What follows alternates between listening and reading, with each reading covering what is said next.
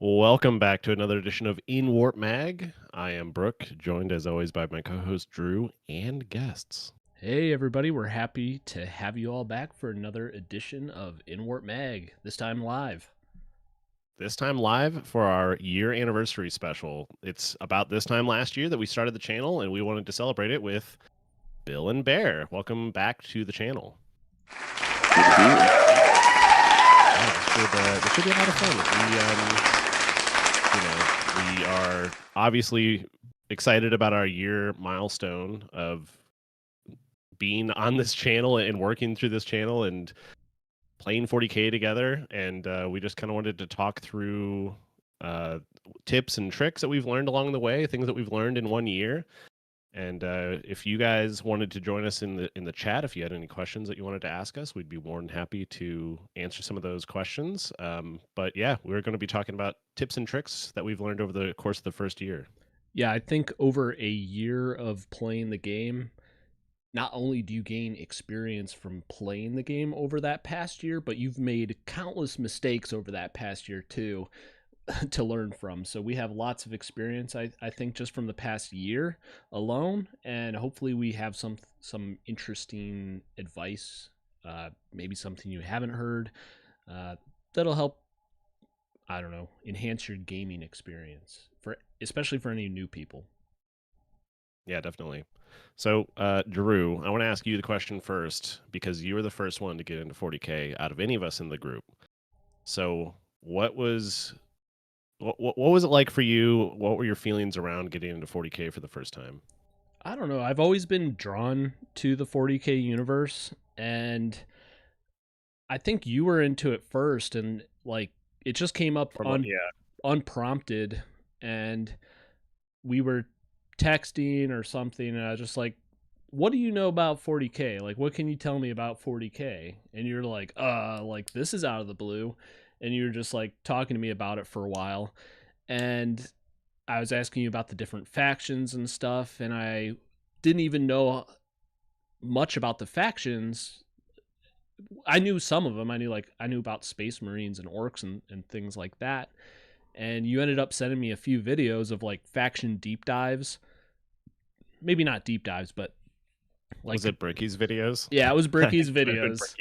Yeah, Bricky had a series of like 2 videos that broke down every faction in 40K, and I watched those. And you're like, watch this, figure out what faction you like, and typically what people do is they just kind of find a faction that just calls to them, which I think if you watch, like, if you learn about the factions, you're going to have one faction that when you hear about them, you're going to be like, it just resonates with you. And as soon as I wanted to like Grey Knights, to be like perfectly honest. Like, I was going in, weighing the scales, tipping the scales to be like, I'm gonna like Grey Knights. Grey Knights are cool. They're like paladins and like use magic and stuff like that. But when the orc section came up, I was just so drawn to orcs, and I got into orcs. But anyways, we did kill team, and I painted my first miniatures ever was a unit of boys for kill team. Yeah, we painted them together. Remember, I helped you paint the knob of that unit. Yeah, Brooke was like that drug dealer who offered me a bump to get me addicted. And get your first hit, and you'll keep coming back. That's exactly right. Exactly. Sounds familiar. So Brooke gave me my first Warhammer bump, and got me addicted into the hobby. And I think lucky for me that what I became really addicted to in the hobby was the painting side of things.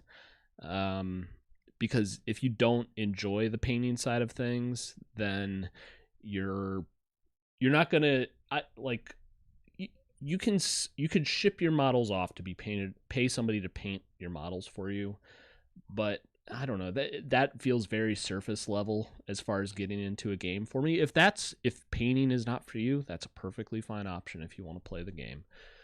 But I love the hobby aspect of it. Like, the first time I painted miniatures with Brooke, we had like a night where we just painted in we went so late. I stayed the night at Brooks' place, and in the morning, I think we got up and I had to wash my minis and do their bases Yeah. still. So it was like a day and a half long thing of painting my first unit, which I can't imagine now painting an entire unit in one day. Like, it's crazy that I was Yeah. able to accomplish that at all.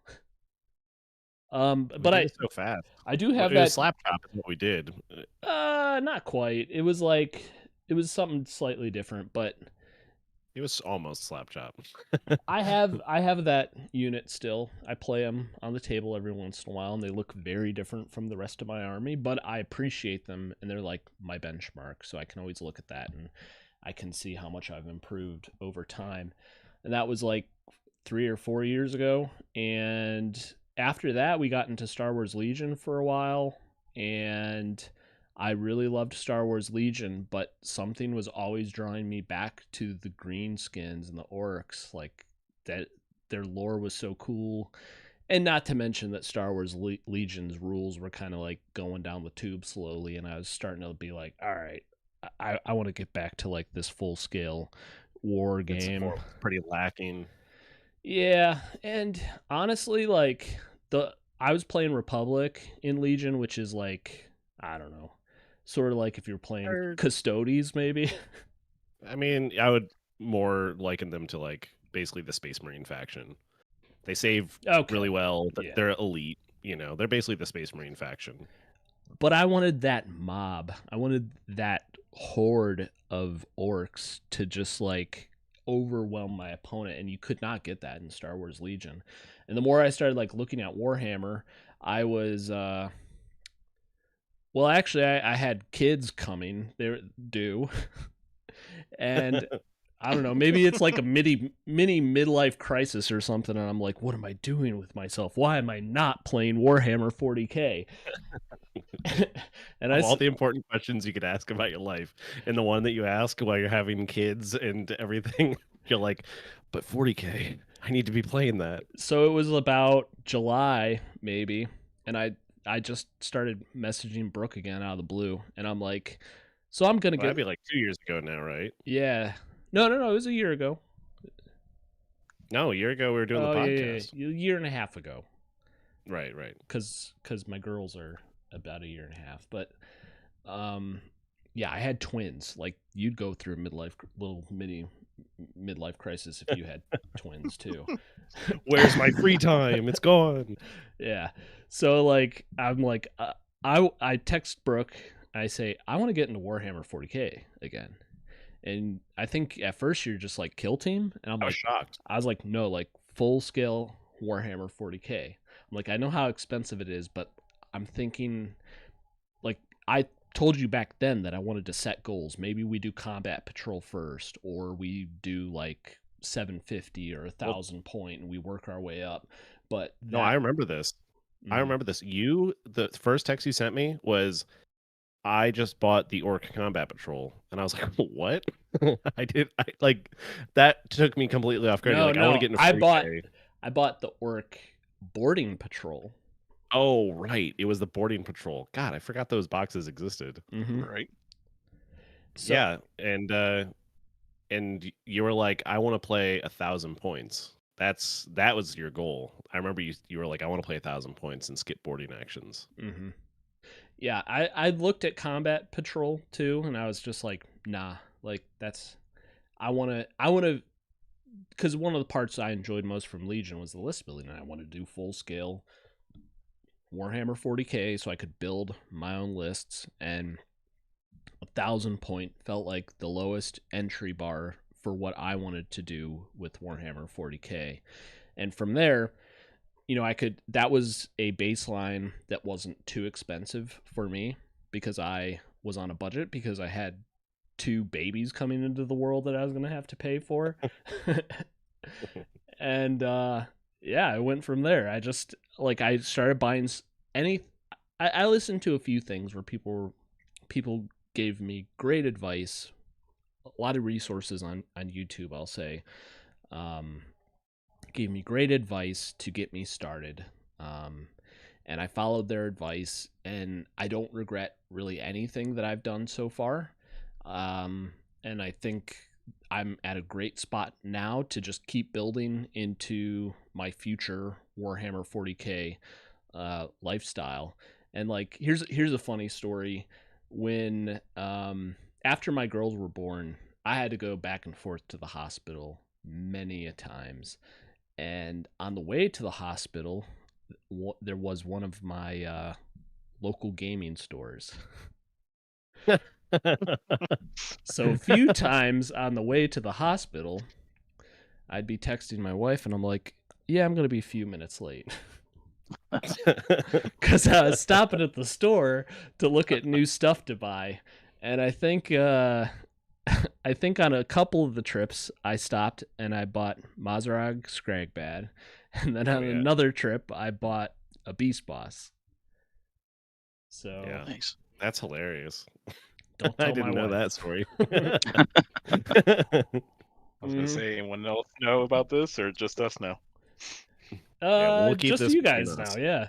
But yeah, I went and visited my wife and the twins, and then I knew in the back of my mind in my car I had on the driver's side under the seats my minis waiting to go home and be assembled and painted. Hell yeah. That's pretty funny. So I think That's cool. we could segue pretty well into like, what made you decide to start 40K, Brooke?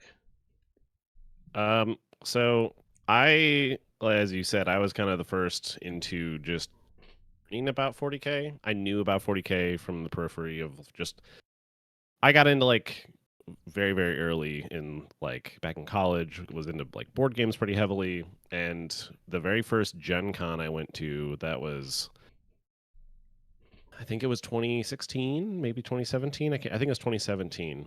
And me and my roommate, we sat down for a demo at the GW booth, and we got a demo of Age of Sigmar, which is ironic. But it was 40. It was basically intro into their game systems, right? And at that time, it was, what are they in fourth now? I think it was third at that time. And so I got like an intro into their game, and I was like, that was pretty cool, actually. That was kind of cool. And just kind of went past it and was like, yeah, I'm never going to get into miniatures. I think that's too much. I never thought I would get into it. And so I'm like collecting games at that time. But time passed. And when COVID hit, I started watching, around that time, I started to watch videos from the guys at the Fifth Trooper. I started listening to their podcast because they were talking about Star Wars Legion, and I wanted to know more about it. I was a very big Star Wars fan at that time. And so I started listening to that. And then I started kind of getting involved in learning the rules. And then I was like, you know what? I'm going to buy some Empire stuff because I really liked Empire. And that turned into a collection. And nobody else was buying it at that time. But I had enough minis that I painted just on my own, and this was about COVID time, and I was doing nothing anyways. Like nobody was doing anything, so basically, like locked in my room, basically painting minis constantly, and went through basically a whole army of Star Wars Legion, got enough for 2 armies, and then I did a solo game. I remember setting up a table in my room in my office and set up a big enough table. It took up almost the entire office at that time, and set up a Star Wars Legion game and played a miniature game. And I was like, wow, that is super fun. Like moving minis around and doing measurements and taking shots. That's super fun, right? And time passed. And then Kill Team, the first Kill Team was available to play. And I was like, I kind of like 40K. And I kind of would like to get into this, right? I think that's about the time that I saw like some of Bricky's videos. I was like, wow, this looks really cool. And this is also very funny, I really loved the aesthetic of Tau. I was like, Tau are sick. I love the mech suits. I thought they were so cool. And in the first edition of Kill Team, I wanted to run a kill team that was just stealth suits.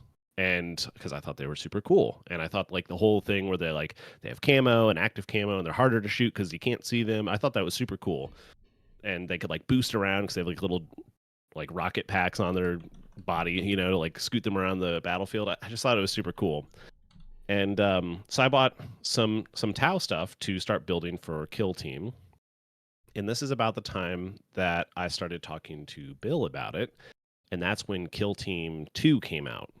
And when Kill Team 2 came out, we got into that. We bought I bought the starter box for Kill Team. Octarius. Yeah, the Octarius box. And I built up the Vet Guard, and then I built up, I think I played with them for a long time. And then I started exploring into Deathwatch because I thought Deathwatch were really cool, because I think, if I remember correctly, I watched a video of somebody talking about like easy kill teams that you could build, and it was like, oh, this is a 1-box kill team, just buy Deathwatch. So I did, and Deathwatch was terrible. They got absolutely smoked. I mean, our first few games, they were pretty good, but we never had the official train either. Yeah, we were playing with like Lego buildings. And that's way back, man. That is hilarious to think about that. We were playing with Lego buildings. Yes, we were. And so then I think we went to, I can't remember exactly. I think we went to Sweets and Geeks in our area. Yeah. And I remember. Go ahead, sorry. Oh no, you're good. You're good. So I was just gonna say, yeah, you were teaching me what the heck Primaris were at that store. Right. Yeah, we walked in the back. We see the big wall, and it's a ton of stuff. And you're like, oh, I want these guys. And I think there was like the Devastator squad. And I was like, maybe. I was like, if you want to get started, you might want to look at the Primaris versions of them, because at this time I'd been learning all about the lore and I actually was learning about 9th edition. And it was like, you know, the difference between Firstborn and Primaris, and all the Firstborn are going to go to Legends and all that stuff. Like they're not going to be around anymore. So I was talking to you about that, and I think at that store is when I was like, what faction of Space Marines do I want to get into? Because at this time I was starting to think about getting into Space Marines. Oh, I think we got a chat here from R-Dubs. He says, I started 40K in 93 with the 2nd edition starter box, and it was Tau that got me back into the game 5 to 6 years ago. That's cool. That's pretty cool. Yeah, I mean, people kind of you know, talk crap about Tau, but they have a pretty awesome aesthetic. That's cool. You've been playing 40K for longer than I've been alive. That's, you know, that's pretty cool. That's awesome. That's sweet though. I'm glad that we can share this hobby together, right? I always wish I could have gotten into 40K when I was a lot younger.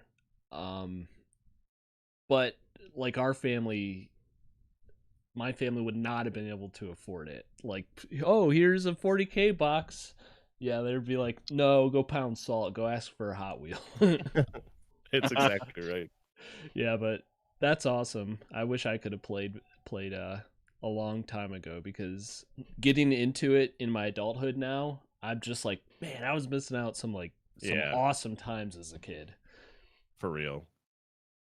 So just to kind of speed up my story though, it was at that store when we were looking at that Space Marine wall, I saw the Thunderwolf Cavalry, and I really liked the wolf. I like animals in general, and I thought they were really cool. And I had heard that the Thunderwolf Cavalry were hard to find at that time because they were very popular in the current edition. And so I bought Thunderwolf Cavalry at the store, and it was my first like purchase into the army that I ended up loving in the end. And it's funny that I bought it at that time. We played Kill Team for a very long time for 2nd edition. Like, I mean, it was like 2 years or year or two or whatever it is. Definitely. And when 10th edition dropped, I was like, oh yeah, 10th edition dropped. You know, I was like, oh, that's kind of cool. But when Drew messaged me about getting into 40K, I was like, well, I already have a bunch of stuff that I could build and paint. And I already had some Thunderwolf Cavalry. And I was like, you know what? I think I'm gonna go in all in on Space Wolves, and that is really kind of what brought us here. And Drew introducing the idea to me, and then we last year it was building up to 1,000 points before Adepticon. That was when we had our first game. We had a very long time ago at the very beginning of the podcast. We actually talked about that. That was our first game playing ever, and it kind of brought us to where we are now. But it's crazy how it's this long, slow trickle effect of uh being introduced to it from lore. Like I was introduced to it from like Luton's videos, he does like the lore videos, and it's if you go into that, I mean, there's a lot. It's a ton of stuff. If you like lore, he has a ton of it, and he does a very good job. And that was kind of my intro, was kind of that side, and then we played Kill Team and kind of got drip fed 40K over the years, and then eventually jumped right in. So yeah, that's kind of my story. Let's go to Bill this time. So Bill, how did you feel the first time getting into 40K, and maybe some background on how that happened? Sure. Yeah, so I know when we first were talking about like 40K and whatnot, there was a part of me that was a little like, oh, there's a new system, all this stuff to learn about. And funny enough, before like the official, do you want to play 40K? It felt like there was like I was collecting Grey Knights at the time because we were playing Kill Team, and I'll be like, oh, that like Grey Knight box looks pretty cool. I'll just pick that up just if we ever play 40K. Like I was hoping like really hard, like if we ever play. And then when you actually ask the question 40K, I'm like, oh wait, hold on, I don't know if I'm ready for this. But yeah, once we got to play it, it's like, okay, these are how the systems work, and it's not like drinking from a fire hose kind of thing. And then yeah, we've been playing it quite often, weekly, and I'm unfortunately picking up way too many minis now, but yeah, just that jump from Legion. Like I was like following you guys. We did the Legion, and then we did Kill Right. Team, and then now 40K, and um, yeah, it's like we do weekly stuff now, and it's just like it's been a blast. But yeah, it's just funny because when I reflect on it, I feel like I was doing the copium, just like one day maybe, and then when that actually happened, I was like, I am not ready. I remember. Oh well, I guess before we get into some of the stuff with that both of you kind of share, do we want to shift to Bear? Yeah, I can go through and talk about. I can vividly remember the first time actually when Bill had a rubric marine that he had painted with Thousand Suns blue, right? Mm-hmm. And Retributor gold, which is Retributor gold. The best gold. and he showed that off and I was like, wow, that's really cool. And I was like, you know what? That might be something I want to get into, just a hobby. Was that like a Magic night that you saw It was a magic night, yeah, that I was Oh, over nice. there because we've been hanging out for, we worked together and we ended up playing Magic for about a year or so. And then Bill kind of was introducing, I think, to some of us at the Magic night, like, hey, this is another hobby that I'm into. And This is Kill Team. Yeah. yeah. And then, we started playing Kill Team. And I think the first, like, Solid Intercessors and Yeah, the Space Intercessors. Marine. Yeah, Space Marines. Got into that and played Kill Team. And That's actually how we met, me and you. yeah, We playing met Kill at Team. Hobby Night. Yeah. Oh yeah. And so is that almost, and then just different different models started picking up that just wanted to go ahead and paint. Where'd you pick up those models, by the way? Where did you? So I was actually buying them. Bill would had them, so it was kind of like his shop there. That eventually, I would just be like, "I'll buy that. I'll buy this. I'll buy that." And Bill's like, "Okay." I mean, we have a famous, or infamous, or however you'd like to look at it, where I looked down and there was a container that I needed for more of my models that I Oh yeah. just picked up, and I said, "How much do you want? How much is that?" And he's like, "Well, it's not really." Well, I was like, $20. He's like, "Fine, Okay. sure, I'll get you that." Yeah. So, jokingly, it became Bill's shop, and then I bought some stuff from you, Yeah. Brooke. Mm-hmm. And yeah, I was apprehensive at first too, getting into 40K, just because of the how vast it is. I mean, it's very intriguing, and looking in, but it's like, what exactly am I getting into? Kill Team seemed more attainable, just where it was, you know, smaller amount of models that you had, and that's really um, what made me not really know if I wanted to get into 40K. But once you went through, Brooke, and showed, went through, gave us a rundown and a demo, and It was a demo, gave you 1,000 points. yeah, with 1,000 points, I was pretty sold. And also what got me interested, just some of the color schemes that I like, and is kind of a running joke that I like green, gold, and most of the time I do the basing in bases in sand. So Green, gold, and sand. green, gold, sand. So that's what also has led me into where I was able to go and look at another faction that was Dark Angels, and utilize that same scheme to kind of switch things up, which helps with the budgeting that we were talking about, because it can get quite expensive. Right. It's a fun hobby, and happy to be able to join in and play, and it's a great community, and it's great to be able to game with you guys. Yeah, definitely. I know that there was some pretty strong apprehension at the very beginning. We were pretty set on playing Kill Team together. Like we had found a game that we were all pretty comfortable with, and 40K was pretty daunting, which I can totally understand because I felt the same way for years. And I remember trying to convince you guys because I was like, "Listen, we played at AdeptCon. It was awesome. It's hard to tell you to just try it and believe me. It's like you gotta believe me." But Yep. but eventually, we crossed that bridge, and it turned out to be such a cool thing. It turned into this. It turned into our hobby nights that we have. We hang out most Saturdays. It's really turned into a really cool thing. Yeah, I have to say, I really wanted Brooke to get you guys into the game too, and I kept messaging Brooke. I'm like, "So are Bill and Bear? Are they gonna get into 40K or not?" And you're like, Really happened. It's a strategy in and of itself to try to get you guys in. Brooke's like, they're still wanting to do Kill Team, and I'm like, you got to give them into 40K because I want full scale war. I don't want to do these little squad based skirmishes. Yeah. No more skirmishes, total war. Mm-hmm. Yes, all war. I want to unleash Green Tide upon these guys. Yeah, and you could Well, not do we it in see- Kill Team. Yeah. Well, how about we transition into actually talking about some of these tips and tricks that we have for people. We've kind of given our backgrounds on this, and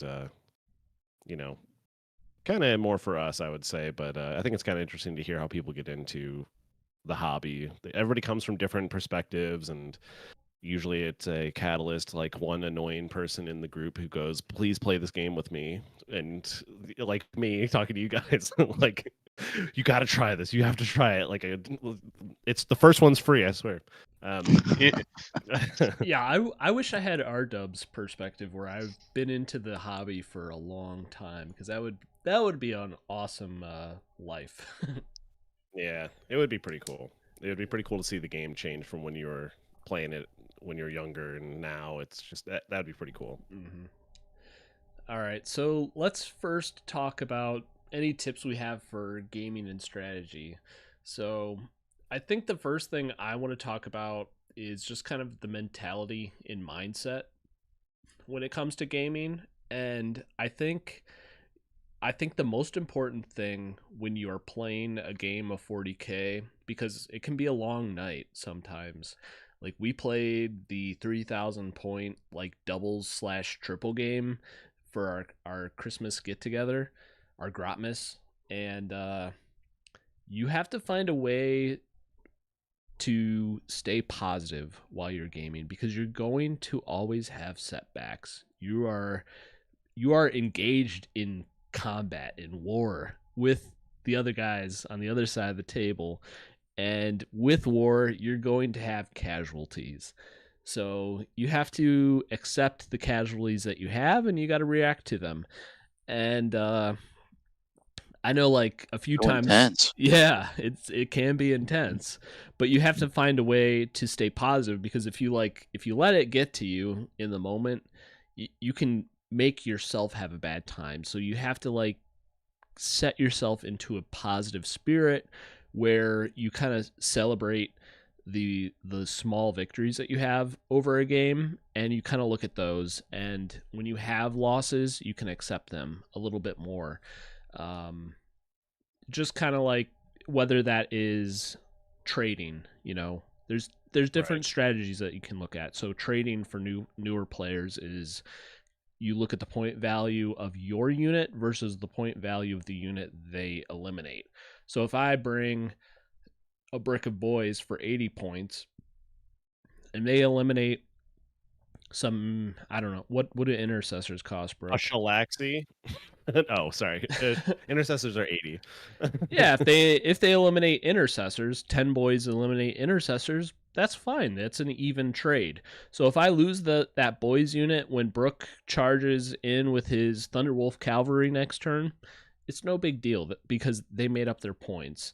And Right. and sometimes you are just going to get the crap end of the deal, Something's going to charge into you before you get to do anything.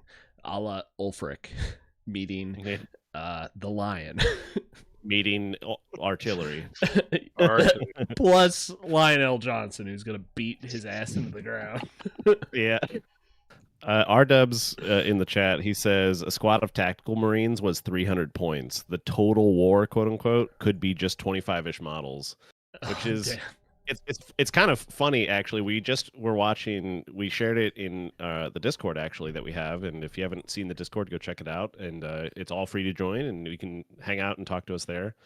But Drew had posted a video that he found of somebody playing 4th edition, and it was Space Wolves, which is kind of awesome. And then they're playing against Drukhari, and it was pretty cool to see the difference between that versus now. And it was definitely like the Drukhari had a lot of models, but I don't think the Space Wolves had that many models. It was kind of interesting. They had a nice rhino that was stuck on the side of a hill for the whole game. Stuck in mud. Nearly flipped. It was the difficult terrain, wasn't it, that they had to roll and they weren't able to advance. Yeah, I got stuck in mud. Broke their tracks or something. I don't know. Yeah. And it was like I thought it was cool, like in the 4th edition, kind of a tangent here, obviously, but where those Space Wolves Terminators, the leader was able to call a storm over them to give them like defensive buffs. I thought that was kind of cool. Mm-hmm. That's something that is kind of lacking in 10th. Theme, but, yeah, the theme was kind of really heavy in 4th. I think we have some more like feel good rules compared to like getting a rhino stuck in mud and not being able to do anything with that model for the rest of the game. That's kind of pretty lame. Yeah, but there is some pretty cool stuff too in there that I could appreciate. Yeah, or like Night Shroud to like make it more difficult to hit your people because it's dark. Oh yeah, that was pretty cool. But anyways, to get back to the tips, just like you have to have find a way to have a positive mentality. That way you don't get caught up in the moment and start getting negative. And it's a very strategic game. So as soon as you start getting negative and you start thinking poorly, it impacts your gameplay. So you need to have a positive mentality when you're playing, see the positives, whether it's making trades or, I'm losing units, but I'm doing really good on primary. Celebrate that. I think the other part of that too is, I think this has happened in like the 2 of the last doubles games is you mentioned how you are playing against your opponents, but your opponents are also your friends, and you're also trying to have a good time together with your friends. Mm-hmm. And getting like mindset right when you're playing with your friends, having a good time, you're in an agreement that you're going to have a good time no matter what, right? And in the last 2 doubles games, my units have been just absolutely abused. But /trash. I try to Yeah, I've been like the last game. I was nearly like completely wiped off the board. Like Bjorn didn't get to do anything before he got stabbed to death by Shalaxi. So it's like, I had a Wolf and Dread move up, and he was in cover, and then he got annihilated by a Dorn, and it's like, okay, I guess I'm not going to do much. And then I had like a Predator in the back who was like, I'm going to take a shot at the Dorn. Complete whiff, doesn't do anything. It's like, all right, this is just how this game is going to go for me. But you know, thinking positively, we were having a good time. We're laughing about stuff, and the other part of it too. If you think about it from a game perspective, like we had still a pretty decent bodies advantage because of Drew's orcs. Drew was almost untouched throughout that whole exchange, so he was able to capitalize on his Wa turn, and it kind of brought us back into a balance with what had happened to my army. So like there's positives in it, even if it's not your army that's necessarily getting the I'm getting kind of my butt whooped in this game. But if people are having fun and your friends are having fun, that's going to be the most important part, and that's part of the having the right mentality when you play a game and not getting bogged down in this unit or that unit's performance or even your list performance. Yeah, things aren't always going to go to plan ever. So you have to just kind of find joy in the little things, and I think you'll always have a good time because you work 70% of your time, we always say, on the hobby side of things. Then you get it to table. You want to enjoy that side of things too. So going into it with the right mindset is one of my biggest pieces of advice. Go into it with the right mindset. Don't ever let winning or losing get to you and prevent you from enjoying the game. Right. So how do you guys feel, Bill, Bear, about mentality? Anything or resonate any with you other guys? or any other gaming and strategy tips for us? Right. Yeah, we can explore that more. Yeah, I think that the mindset, I mean, as you mentioned, I mean, the main thing is you're hanging out, you're having a good time, and enjoy that, the ability to be able to get together to play the game is, it's it's fantastic. It's nice to be able to do that, and I think that is key. And I mean, as far as for strategies, I know we've, as something that we can go and delve into. Bill, what do you think as far as mentality for when you're going to play a game? I know for me, the main thing is I'm really enjoying just hanging out. Definitely. Yeah, being able to hang out with all you guys has been a blast. I know there's times where it's like you bring a cool model, you're like, "Oh, I want to do cool things." That sometimes the dice say no. But it's kind of like these stories that are created can be cool throwbacks. Like when I had like an artillery piece and I'm like, "Oh, I'm gonna do some damage." I whiffed well, no, the first roll I get one hit, and then Wow. I would whiff the shot, and I'm like, "Screw it, I'm calling that artillery Blind Betty." When I finally finished painting it, and then it changed it up and started hitting things. It's like, well, that's not right. But having these funny stories, or like, being able to do something every once in a while, just being able to hang out is a lot of fun. And one thing I've tried to do, and I know like if like I barely have an army, like in turn 3 or 4, whatnot, I might just give myself a little side objective going like, okay, I might have lost the war, but maybe not a battle. What if I can take down a Bjorn or someone Right. else right before I end? Kind of like, all right, won't get the points, but maybe something else just to try to do. But An objective within the game of yes, what you want to accomplish. It might not win you the game, but you want to do this thing. yes, and it's just for fun. Just roll some more dice, hang out. So, Yeah, but yeah, what you guys definitely. said was great. Yeah, I I agree. Um, hanging out is more important than how things are performing, and I am admittedly competitive, but that is something that I've been working No. on. Can you tell? But that's something that I've been working on. I've been trying to work on that. I don't want to let my performance in a game ruin the mood, kind of thing. It's I good want. when I'm on Brooke's team in doubles. I'm the Brooke Whisperer. I'm like, Brooke, we're trading well. We're trading well. We're doing good. Drew speaks to my competitive side that is getting maybe upset that my things are dying. Mm-hmm.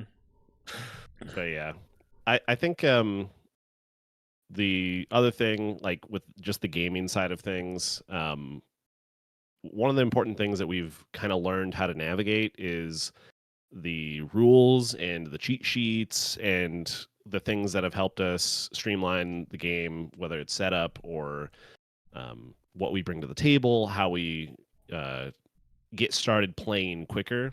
I know for me, whenever we have rules questions, I've gotten pretty efficient at either finding it in the 40K app or going to like Wahapedia and doing that. We have gotten efficient at each of us using whichever app or device that we keep our lists on. We now are pretty good about keeping track of that stuff and being ready on the spot for those things. And to be honest, I've memorized a majority of the rules for the armies that we all play. Which is That I can fantastic. usually, I can like, especially with me and Bear, I play Yeah. effectively the same army, Mhm. but you have some different characters, right? So Right. like, Yeah. so it's nice because like we'll be in the just in the flow of gameplay, and I'm like, oh, this is strength 5 against 4s. Oh, I just know off the top of my head. I don't even have to ask you. Oh, what's the toughness of Mhm. that? Like those things have just sped up the game so fast. That just comes with reps, right? That comes with reps. You're going to be looking stuff up as you get into the game for the first time. You're going to have to look those things up, but as you play more, you'll start to memorize it. You'll start to memorize your stratagems. You'll start to memorize all sorts of things like that. I personally like having the cards. I'm old. Call me old fashioned or whatever, but I don't like using apps. I'm like the old man or something of the group. I like to have my The physical cards are cool. cards. They are. Yeah, Yeah, they are cool. they got little gold leaf edges and stuff. Fancy Yeah, things. It's Not funny because I just got my cards and it's like, oh, these are nice. good. I'm happy for you, Bill. I'm excited to see your cards next time we play. But Yeah, I got 2 decks with the amount of cards I got. damn. Yeah. You got a ton. Yeah, you probably have way more units than I have. But I can't imagine how big the Space Marine one is, but that's another subject. What are cards? Yeah. It's true. You guys change so much, the cards don't matter. I just have an index, so who cares, right? Yeah, if you're like me and you don't like messing around with an app, or if you export your list to a PDF and it has all your stratagems and stuff like that on there, having those physical cards to quickly bring up your data sheets to reference those, that is nice. So like if Brooke is like, all right, I'm going to shoot at your knobs, I just flip over to my knobs card and I can have everything there right in front of me. It's nice for me because I feel comfortable playing the game, and it's good for pace of play. So Right. it seems I think one of the other like things. a way. It seems like a waste of money, possibly. But if you are like me and you don't like using an app, you like to have something physical, I would recommend buying the cards, so you can look up your data sheets more quickly. But it's not for everybody. If you're good with bringing out your phone and looking it up and you're comfortable with that, that's perfectly fine. Just have something to be able to quickly reference your units. Definitely. So one of the other things that I wanted to talk about briefly before we move on from gaming and strategy is kind of the generic list building aspect of it. And this is something that back when we played Star Wars Legion, it's not something that I really liked. It was something that I actually advocated completely against. But it makes a lot more sense in 40K, in my opinion, to do it because of the number of options that you have. It's not as slanted. And what I'm trying to get to is building lists with your local meta in mind, but not like building it for specific opponents. Like I'm not going to build if I know I'm going to play Bear on the weekend, I'm not going to be like, well, I got to build this unit because I know for a fact it can kill the lion. Like I'm not going to, I'm not going to do that. But like in our local meta, our local meta has a lot of monsters and vehicles. If I come to the table and I don't have something that can deal with monsters and vehicles, whether it's one thing or two things, whatever it is, I just need something that can deal with monsters and vehicles. if I don't come to the table with those things, and arguably that's something that you'd have in a balanced list, but if I don't have something that can deal with those threats, then no matter what I bring, it could be the most balanced meta army, but if it can't deal with those threats that are in your local meta, then you're just going to be annihilated. It's almost like coming up against a skew that is like anti your army. It's okay to build to cater to your local meta, in my You're opinion. fighting an uphill battle. I mean, Yeah, it's like you can't be mad at Bear if he brings the lion because Bear thinks the lion is cool, and you Right. bring nothing to deal with a monster at all. It's like, Right. why didn't you bring something to deal with the monster if you know Bear's gonna bring the lion? Like, are you an idiot? the lion is cool, man. And I can't fault Bill for when he knows that he's going to be playing in a melee heavy meta Oh, there's so much to melee. to run like chimeras full of Casterkin so they can fly up the board and body block us and like clog up lanes so that we don't charge over and get in your lines on turn 2 kind of thing. Like we can't blame you for doing that, right? Like that we have a lot of melee threats and you got to find a way to stop those with your Astra Militarum. Mm-hmm. Yeah, I'm just a guard player in a melee world.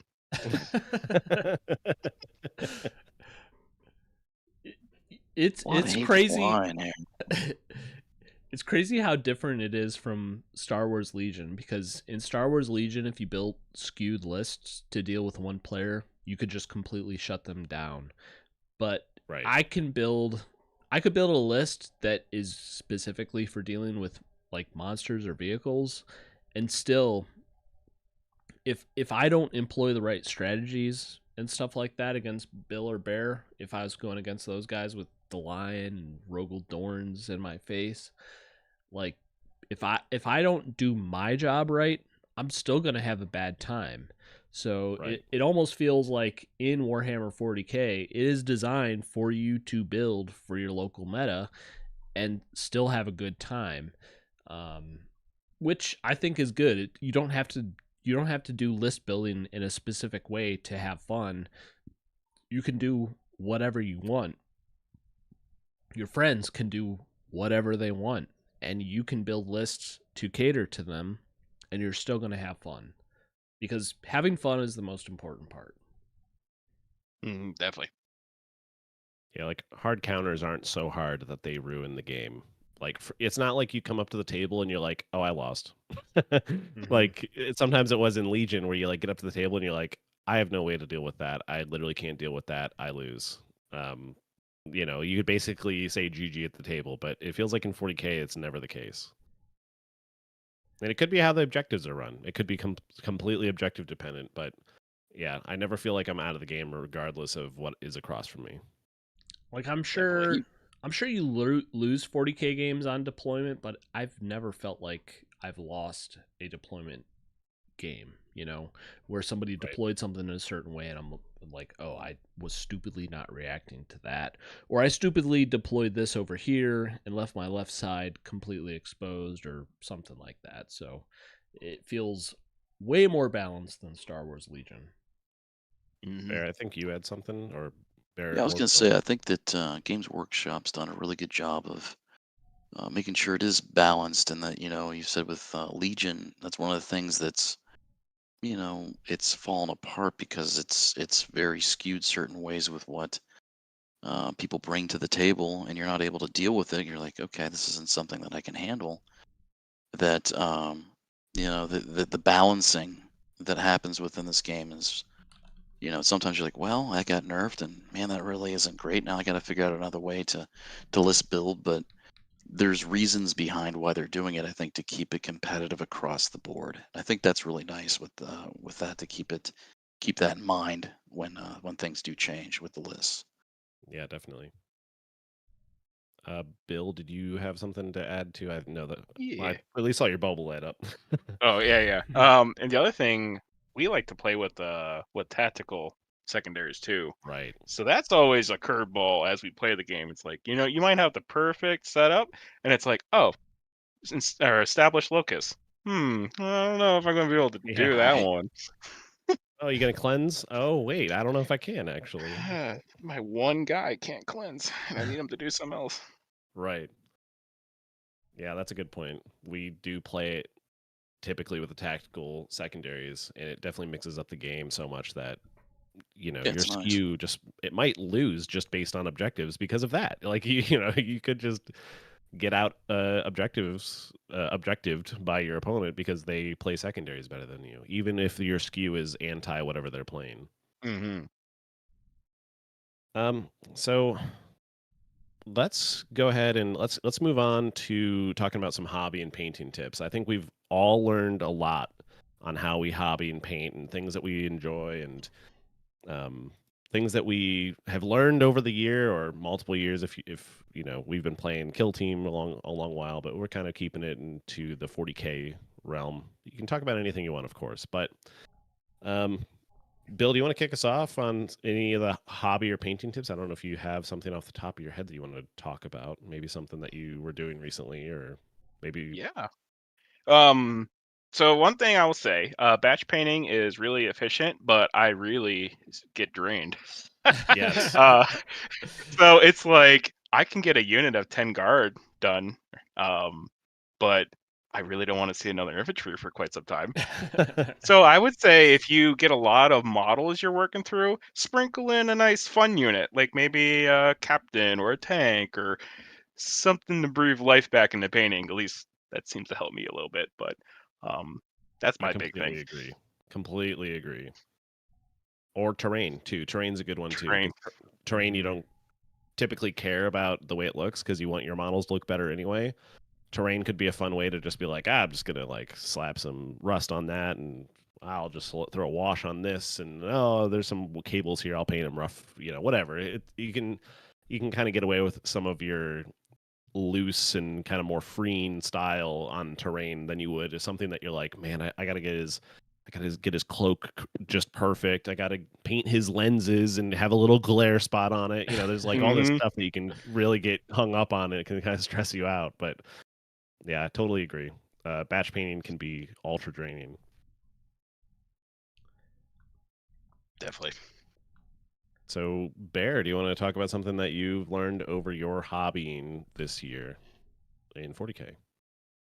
Would say one of the biggest things that I've learned, going through, I follow a pretty simple pattern of what I'm going through that makes it, with the different colors that I'm using. I'm not using a lot of different colors, but I'm trying to expand outside of the green and gold. I am. But you may not believe it, but it's happening. And I'm going to be a new person moving forward as far as the different colors that I'll choose. I think the But interesting thing about what you do, though, is that you picked a scheme that was flexible. yeah, and I think that's some of the tips. I think you've been able to give me different ideas as far as how to incorporate. Because I paint pretty quick. That's one of the things that I'm able to do. And it's one of the things too that like Bear might be able to get the 2,000 points done today. Yeah, we joke about Uh, Bear getting. We're like, oh, Bear just bought that unit. He'll have it done tonight. Like, Prime painted train or basing done. right. so yeah, so one of the things I emerald. It's a metallic that I use for most of the first run that I go over. So I'll get that color on, and then it just depends on you know slap chop. I think is what you call it for the just going ahead and doing that for the different shading. That's one of the things that you can go ahead and put that on there to have certain highlights or is that what that's called, Brooke? Yeah, Yeah. slap chop. There's like general highlighting, which is kind Hmm. of. I think that's probably more what you do. Yeah. But then there's also slap chop, which is the way that you prime your model, so Hmm. that you basically prime it black, and then you use dry brush techniques to uh, basically build up Yeah. the highlights on all the stuff that's extruding off the model, so that all the recesses are still black, and then you just put like a contrast paint over it, and then So all those highlights remain. I don't do that great. I don't. I know what I would say if I was going to give an idea to anybody to have a picture of how I paint, I'm kind of like the Vincent van Gogh of That can't. painting That's models. so true. Because what I do is I don't stop. I just go ahead and I don't even use water at times. I don't recommend people to follow my steps. But what I do is I go ahead and apply it really quickly, and then I will go to, sometimes it will mix in with other colors, and I'm fine with it, and it turns out good. I like how it turns out. It's more, you know, it's a different It's like an organic mixture. Mhm. It's just mix. organic, and you'll see like Mhm. some of the like I'm not trying to be precise. I like to see how, because they're going into battle anyways. I mean, they're going to have. I see it as, even if it's not perfect, you don't have to be perfect when you're painting. I think it's just Yes. having fun, enjoying what you're doing, and I enjoy approaching it from that angle where I don't want to be constrained to having it look precise. Mhm. So I I say think you, Vincent van Gogh level is what I do. You know. I think I that's think you nailed great it. advice, Bear, because there's so many times when we're at the table playing a game, and I think a lot of people get caught up on their units being perfect before they get them to table to play them. And I think you have the perfect mindset for the game. It's just, They need to play. They need to be out there. yeah, this is part of the And that's fun, the way to get getting them on the Yeah. table. Yeah, Painted get 'em on the models are table. better than gray models. when you're Although when unless you you're painted them gray, then yeah, when you're standing over a perfectly painted model in a basement with basement lighting, you're not noticing as much as you do when you are at home under the hobby light looking at it with like a fine tooth comb, and you're just like, oh, this highlight looks like crap. But as soon as you're standing up, you're not going to see it at all. And it's crazy like how much, probably because 70% of this hobby is painting, you obsess over making it look perfect, but you really don't. You can do the Vincent van Gogh, Yeah, that's throw your little 100%. throw your little like artist flourish into it. Who cares what it yeah. looks like? You can paint over it again if you want to. You don't want to do it too many times, like I've done it with some models where it looked like the pistol looked like it turned into a bar of soap. You don't want that to happen, but I Exactly. mean, something in between is probably a good way to go. Yeah, you got the right mindset, I think. I think the most important part of that is like, how people say like you're your worst critic. Well, what if your worst critic is still very positive about you? Like that's kind of like you need to beat yourself in being like too hard on yourself on all your paint jobs. If you need to find something that you're happy with and not compare yourself to all the stuff that you see online.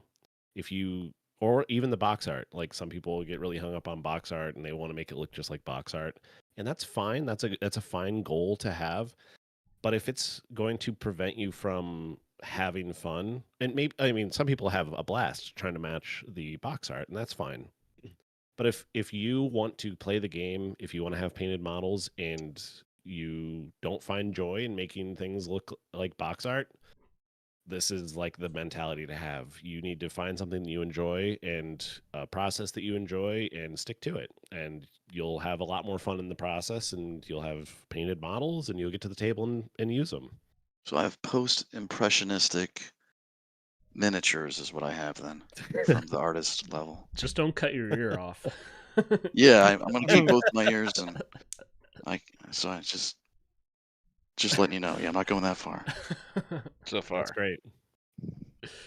The one thing I want to bring up is this is like the last step that I have with all of my minis when I'm done building them is I glue a magnet on the bottom of every single one of my minis, and every time I get to the step I'm like I physically sigh and groan because I gotta glue another neomidium, or is that what they're called?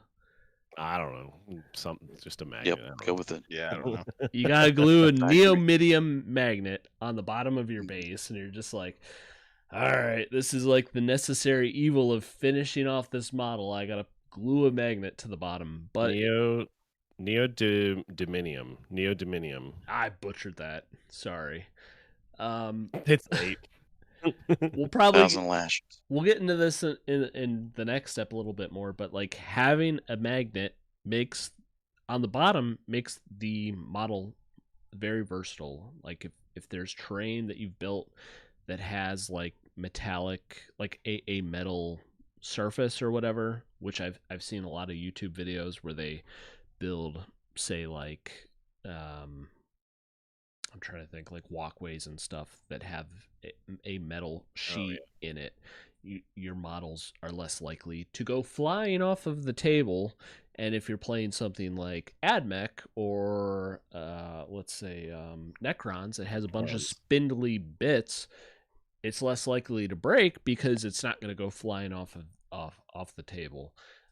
It's also very useful for transporting, which I think we'll get into in the next set of tips we're going to talk about.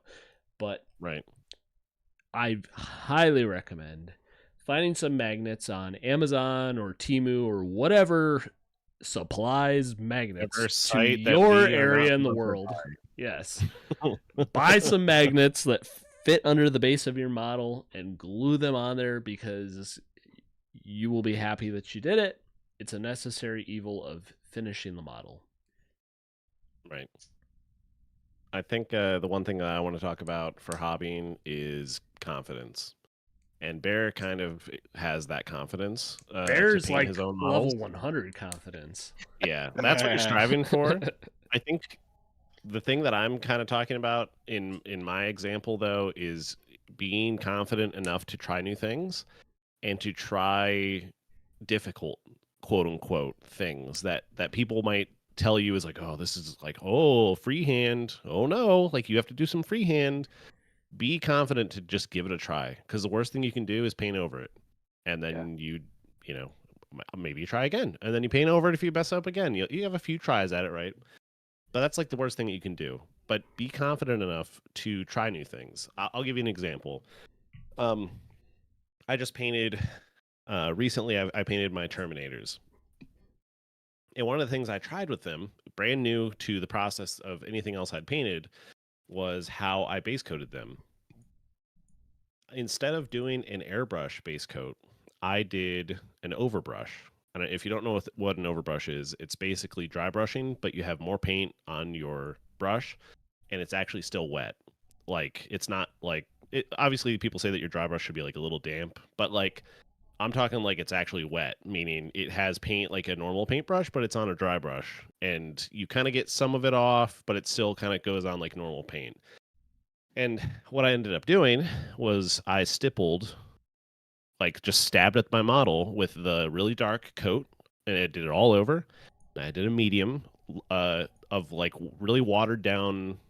I actually use airbrush paint in this because it's already like pretty watered down. I don't have to think about it. And while the base coat was wet, I just stippled on another layer, but I left the lowest points or the like certain points darker than others, right? I do most of it in the middle layer.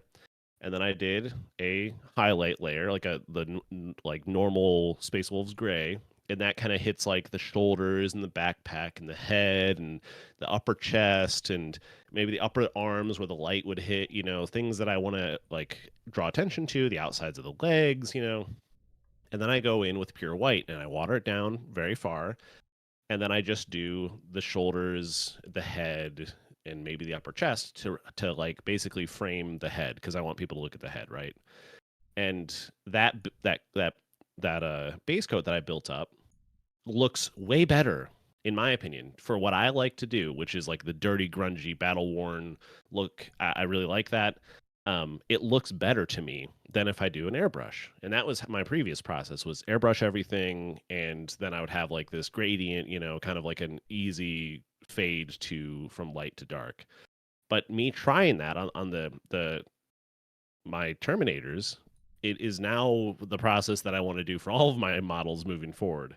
And I wouldn't have found that if I didn't experiment middle of my army going through and painting my stuff. Like if I had just stuck with my process at the very beginning that I found out, I would have never found out this other way to paint that now I really, really enjoy. So have the confidence to try new things. And then the second part is freehand. In Space Wolves, all of the squads, the normal infantry, and some vehicles, they have pack markings on them. And most of the time those are free-handed, at least on like intercessors and stuff like that. Like their shoulder pads have like free-handed pack markings. And one of the things I actually asked for at Grotmas that Bill got me was an older Space Wolves Codex. I think it was the 4th edition Codex. Might have been 5th. Oh, okay. But the artwork in that there's some very cool artwork, first of all, but then there was a section in there that when I was looking through it, I was very excited about this. It had a whole section about just pack markings and all these different pack markings that you could do, depending on what type of Space Wolf it is, whether it's a Blood Claw or a Wolf Guard or whatever. And so I use that as motivation, and I've been painting pack markings on like my Assault Intercessors and my normal Intercessors, and I'll do it on my entire army moving forward. But doing it the first time was very nerve-wracking. I did it on my Intercessors first, and once I got past the fear of messing it up and understanding that I could redo it if I really wanted to, but like taking that step to try it, even if you mess it up, that's important because you're going to get better at doing it. You're going to learn how to do it better. And then on your next model, you're going to be able to do an even better job, right? That's the goal. You get better every time. It's hard to hobby at a high level without having tried it, basically. Like every single skill in your life, you have to practice. And this is one of those things that if you want to get better at freehanding, if you want to get better at some more quote unquote advanced technique like wet blending or something like that, you need to try it. And if you mess it up, so be it. Maybe you strip the paint, maybe you paint over it. But yeah, that confidence part is super important to me. Yeah, me and Brooke are going to Adepticon this year. For anybody listening that's also going to Adepticon, if you want to try to meet up with us, just contact us in our community page, and we'll be more than happy to meet our listeners. But we're taking some class. Yeah, or in the Discord. Join our Discord if you're not already in it. It's free to join. We're not going to charge people to join Discord and interact with us. But anyways, wait, it's free? Yeah, it's free. Wait a minute. I don't know. Thanks for the donation, Bear. Yeah. Oh, you're welcome. Yeah, we held your arm behind your back and grabbed that money out. But that's for all the times the line has bullied me. Yeah. That's yeah, we're taking some painting courses at Adepticon though, because we want to demystify some of those different hobbying techniques that people bring up, like non-metallic metals, for instance, and just learn how to start using those in hobbying. And I want to be less, like Brooke said, I want to be less afraid of trying a new technique. And I think Bear is probably the best one at this, but like you can always paint over it, like Bear said. But I want to get to the point where I can, paint a sword that my orc is holding, or a choppa, I should say, and not be concerned at all of messing it up, because I'm just like, I'm going to paint this thing and it's going to look awesome. And if I mess it up, I'm going to paint over it and it's going to look awesome, because I know what I'm doing. And I need to keep practicing different techniques and getting better at them.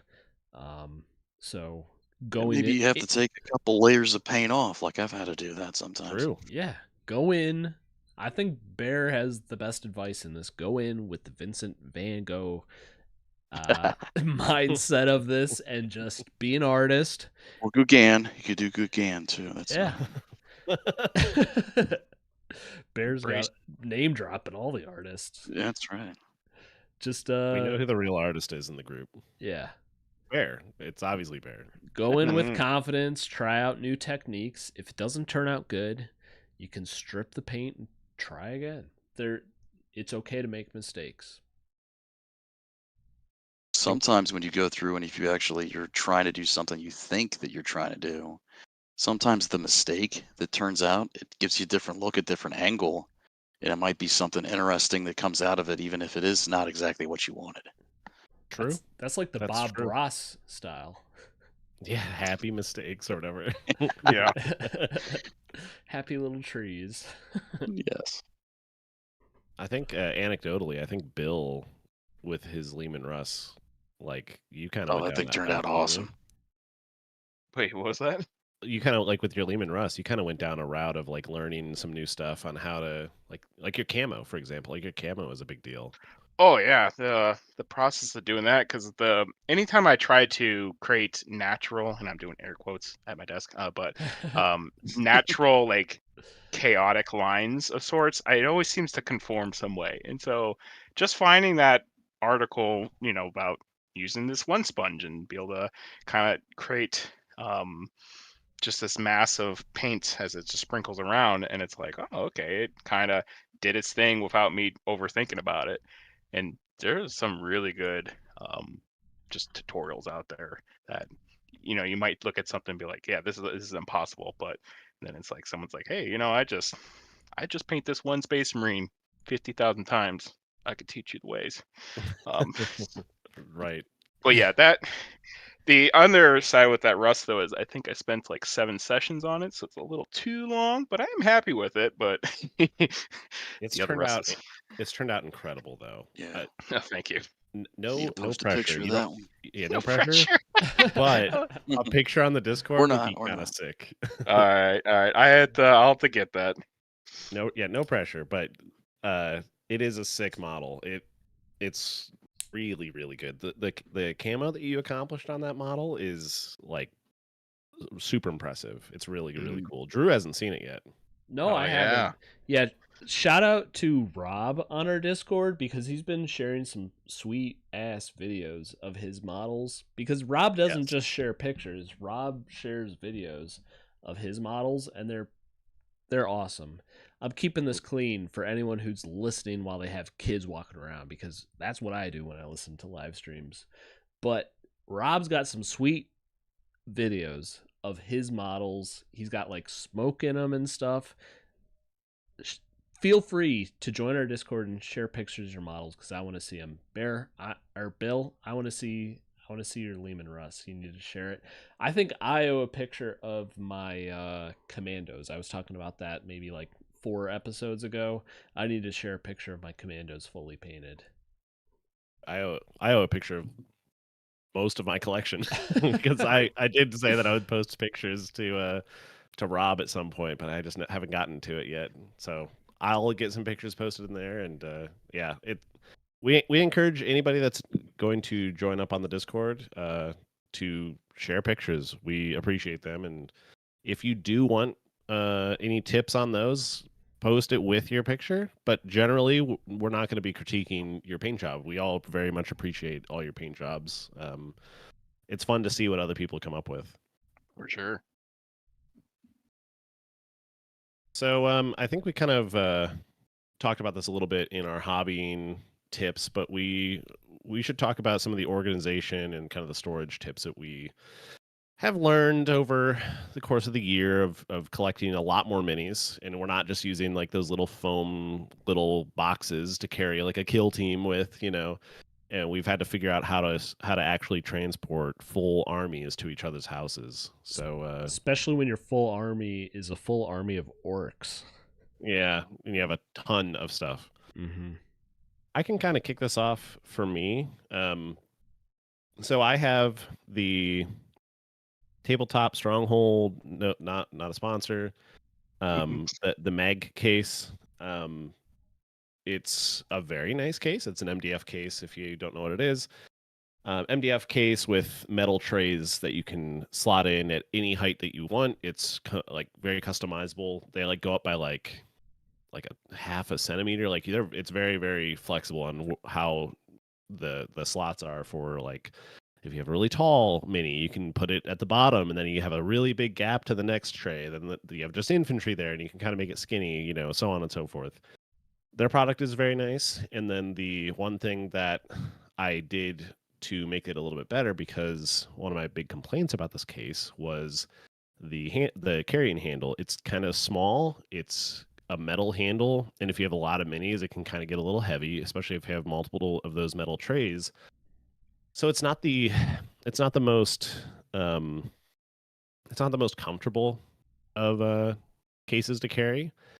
And one time at I think it was the Grotmas, when you guys came over, I was talking to Bill about it because Bill, you had a case that you had a backpack for. Mm-hmm. I was like, oh man, that's a really good idea. If I could find something, to fit this thing in, if I only had something laying around in my basement that I could fit this in and carry it around like a backpack. And then I was like, oh wait, I bought years ago at my very first Gen Con, I bought a board game backpack.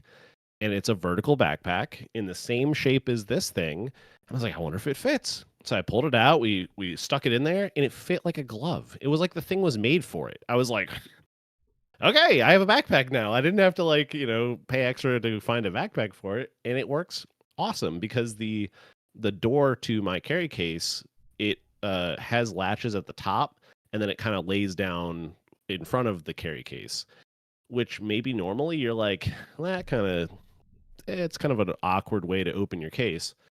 Well, the backpack, it's a panel that opens for the backpack. It also lays down flat. It also goes from the top and lays down onto the ground. So both of the backpack opening and my carry case open the same way. It legitimately feels like they're made for each other. So it is also good for storage. I use it for keeping my stuff in there generally, but I also have a couple of display cases that I'll take when I take my pictures. The pictures will most likely be from in there, and I'll post those to the Discord when I have a chance. But I have 2 display cases that I put LEDs on the inside so it lights up the whole case, so I can look at them when I'm at my desk. And then obviously this carry case is incredible. Can you guys hear me? Yeah. Yeah. Oh, I was like, Who's up next? Who's going to talk about their storage? I was There's like, some wow, dead air I there. got It was like, disconnected. who's going to talk? Somebody take it. All right, so let's go to Bill. I think you have a one of the more interesting setups for storage and for your carry case. Oh yeah, sure. So like you mentioned, for like kind of delivery, I had that see-through case that's got the backpack. One of the things that I struggle with, and I guess there's that incident back with Legion where just happening walking down the stairs, and the way I was holding this like clear tub, it was like the really useful box, and I had my minis magnetized in there, but I had enough in my hands where I let one slip, and of course that tumbled, and my one mini's ankles broke off, and it's like, oh, he's just got weak ankles there. But, but it's always kind of like it'd be nice to have something where I just don't have to hold in the arms. And then eventually found that backpack option, and that thing's been amazing. Where I could just throw that back on there, and they're magnetized, and could just get up and go with it. And then I am able to hold other stuff, like we have all those rulers, dice, so all that could be in a bag or whatnot.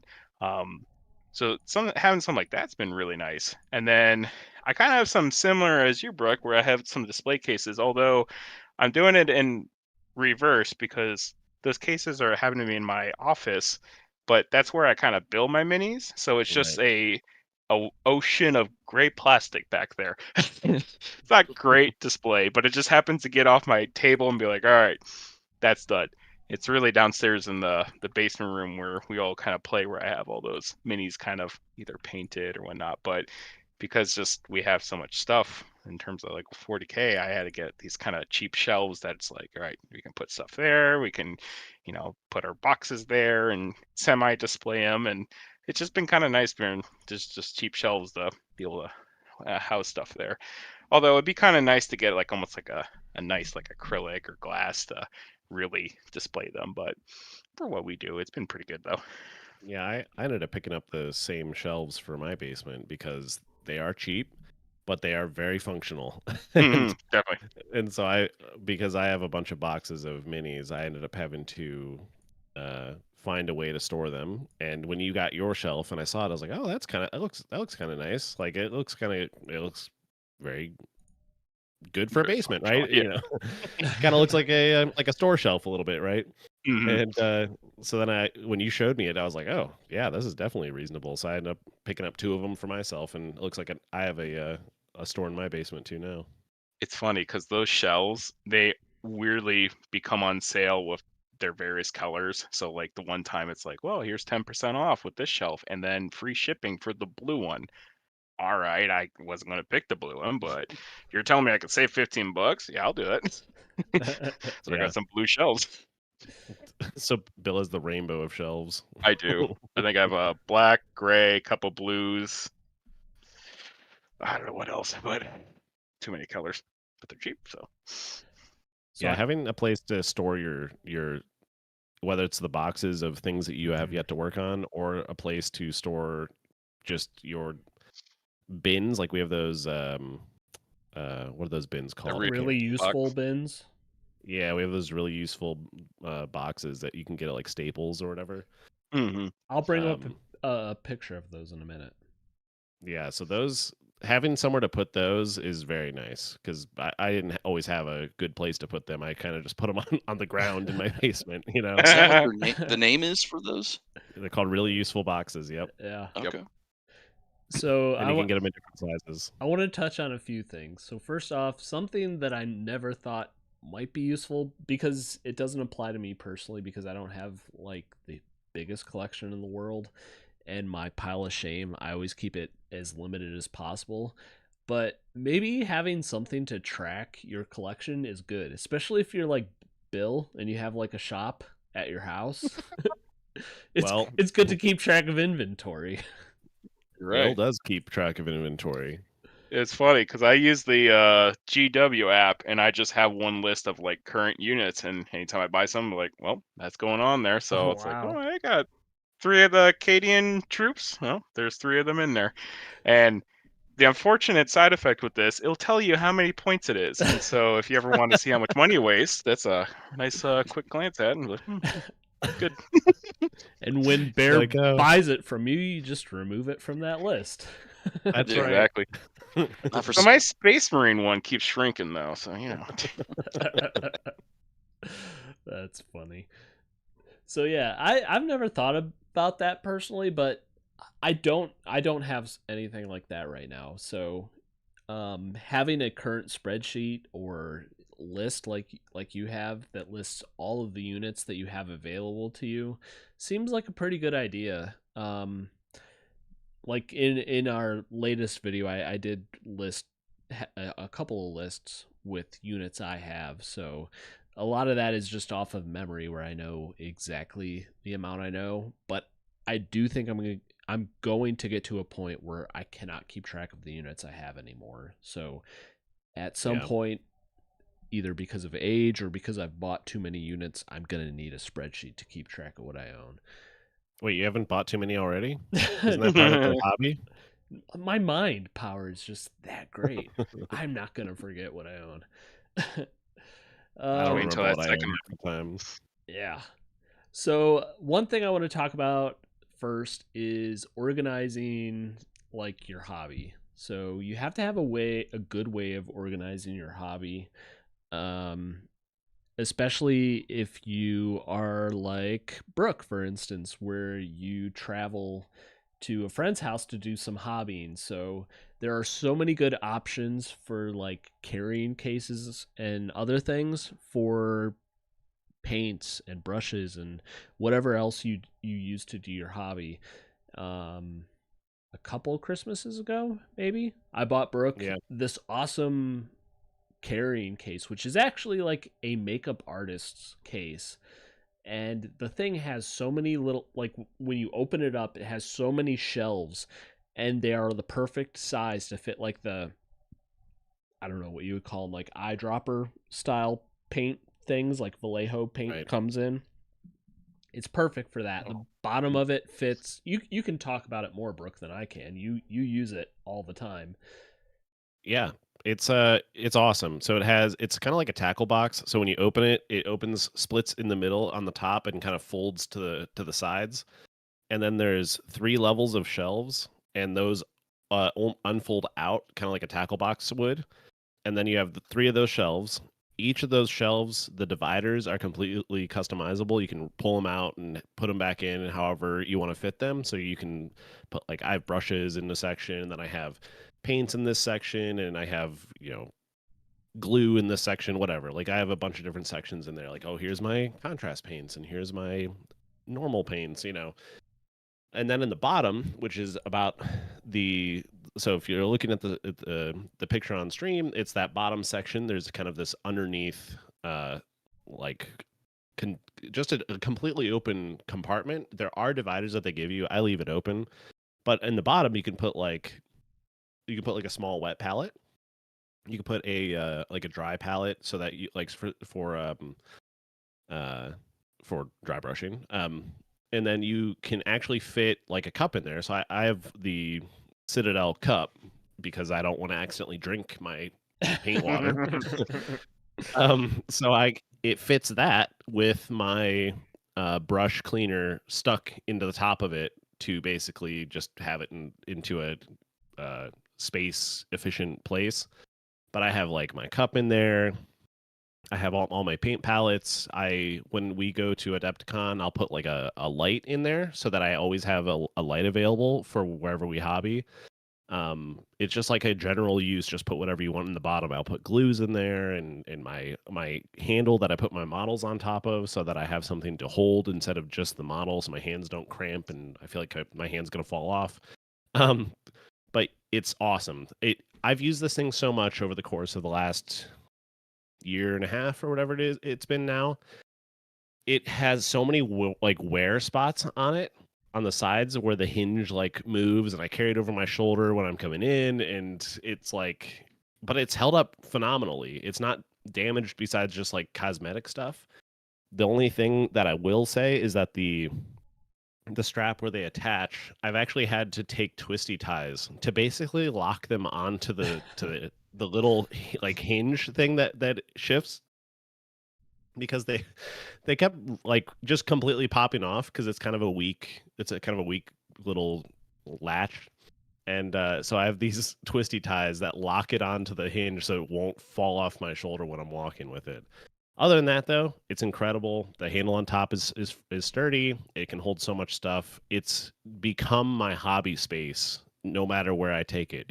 When I bring it home, I'll like have a fold out table that I'll just like get out and I'll just open that up and get my paint stuff out. Like it's become my hobby station, and I have a nice space in my basement, but if I want to just like hang out in my living room and watch TV at the same time as I paint, I'll just get out the folding table and get out my carry case, which has most of my stuff in it already, and just paint in my living room. It's awesome. I highly recommend something like that, especially if you go to and from places like me. It's not obviously for everybody because not everybody does that, but it's a really efficient way to be able to have a portable hobby station, especially if you're like maybe you're living in an apartment that you don't have a lot of space. Yeah. You can pack up your hobby stuff super easily by just, you open this thing up, you have access to all your supplies, and when you're done you can put it all back in there and then put it in like a closet or whatever you need to. Yeah, that little thing's been awesome. Yeah, it's made so many appearances. It has. Over to your house so many times. I have a wooden one that is made for like Vallejo style, Vallejo style, like eyedropper bottles, and my Citadel stuff doesn't fit in it, so I'm always like, I need this specific Citadel paint because I'm in love with it, so I always have to have two cases, but I'm always a little jealous of your case because it's a really good option. You can fit so good whatever you want in it. But I have to say, like, I was talking about when I got into the hobby that I was, secretly stopping at the game store before I was going to see my wife with the two twins. And a good storage option is underneath the seat in your car when your wife is coming home from the hospital. No, but I gotta props to her because the Christmas after the twins came, she bought me, like, completely unknown to me, she bought me like this wooden hobby storage case, and like I love it because it was a really thoughtful gift and it's awesome. So I'm going to be taking it to Adepticon with me this year, and just like any storage option, something like Brooks that I have on the screen right now is awesome, or anything else that suits you is perfect because it's a hobby station on the go, or like Brooke said, if you have limited space and you need to put it away when you're done, it's perfect. You can move your hobby station to wherever you need it. So the next thing I want to talk about, which we've already talked about, and I just want to bring up a picture of it so you know what it is when we talk about it, is the really useful storage containers. They are so, they fit their name. They're really useful. Underrated. And you can up their usefulness by buying magnetic sheets, like sticky magnetic sheets. And what you do, touching back on our previous set of tips, where one of the necessary evils of finishing your models is gluing a magnet to the base. And one of the reasons why is you put a magnetic sheet on the bottom of these storage containers, and when you are driving to your friend's house to do game night, your models aren't going to go sliding all over the place as you're violently taking turns because you're an hour late or whatever. And they're not going to snap in half, and they're going to be in one piece when you get there. So highly recommend buying these. I think Bill has found arguably the best magnet, like under like the actual sheets to put on them. Bill, I don't know if you remember what those were, but I think you have the best ones. Oh, the metal sheets. Yeah. Yeah. So there's a I assume we're fine with mentioning companies, right? Oh yeah, I don't know. think it's fine. Okay. Yeah. So there's like yeah, right. I just don't know the rules. But there's a company online, I think on Shop they are, but they're called the Magnetic Baron, and they actually have exact cutouts for those really useful box. And the nice thing is there's adhesive already on it, so you just kind of pull the strip, put it down, and you're good to go. And the unfortunate part though is once you get like a magnet on that, it's really hard to get them off at times. So it just depends on the strength you're looking for, but it's been really simple with that. And I've gotten a few of those. Those have been nice. It's as strong as the magnetic sheets that you get in like that carry case that I mentioned before. It's like a proper metal sheet. Like instead of like maybe those like flexible rubber magnetic sheets like I use in mine, which are fine, but you still sometimes have stuff slide. Yours never. They will never slide. Those things are freaking glued to that thing. Yeah, and I might accidentally break the minis, but so far so good. But now that I said that, it's probably going to break now. We'll see. Yeah, just knock on wood. We'll find out tomorrow. It's a good thing you don't play Necrons. Well, you do have some Right. Necrons, actually. I do. They stay home, though. They won't leave. Yeah, the one I have on screen right now is like, I don't know. It's like perfect for fitting your infantry. Some of your shorter vehicles and stuff can fit in it. But Brooke owns some of the really useful containers, and they are taller, where you can fit just it's a about 9-liter. Yeah, you can fit just about any mini in that one. If it's taller than that, then you're playing like Titan scale or something like that. Yeah, that's when you need to start thinking about investing into like a proper carry case and, something that obviously can fit your like Imperial Knight or a Gork, like things like that. Like things that you need to have a taller case for. You might have to do special accommodations for that. Yeah, the really useful cases are really useful, but there's like knockoffs with other companies too. The ones I use right now, I don't think they're really useful cases. I do own some really useful cases that I used for Legion back when I could fit my entire army in one really useful case, but now that I play Orcs, I can't fit all my army in one really useful case, and I wanted an option where I could carry everything in one trip. And there are options out there where like it's like this really useful case, but it'll have a handle on top, and each case will clip into the one below it, so you can have like multiple layers of these cases that all clip together, and you have one case that you carry by one handle. I always carry it with one hand on the bottom, just because just in case. Yeah, it's the same as if you like bought liquor and it's in the paper bag. You don't want it to drop through the bottom of the paper bag. Swing it around by the paper bag. Yeah, you lose your entire bottle of liquor as it smashes on the concrete. You don't want the same thing with your minis. You don't want them smashing on the concrete, and the gas ghoul that you've been painting for the past month and a half is shattered into pieces. So right. Oh. So So, Bear, what about you? Yes. How do you store your models? Well, you guys, I have a friend. His name's Bill, and he has gotten some really nice storage, as he mentioned earlier. And I'm able to keep things there. So I'm pretty lucky there to be able to do that. Yeah, the I rent's not do too bad, have right? the rent. Is it due again? It's always the first of the month. Oh, First, that's- okay. It's fantastic that I'm able to do that. I do live in an apartment, so I don't have tons of space. So for people that live in an apartment where you're doing this hobby, some of the things that you brought up as far as being able to go somewhere to hobby and have the ability to go somewhere to um, paint, that's really useful. Like what you're able to do, Brooke. You have Mhm. the space at your house that you can do it, but you're able to come over and join us. I did purchase, I think they're called a Fermard. What is the case that we have, Bill? Oh, the That's the one. cushion one, like with the foam. Yeah, I think it's Yeah, the foam one, but also the one that is the backpack one that has the clear case and everything. That Oh, yeah, I think you're right.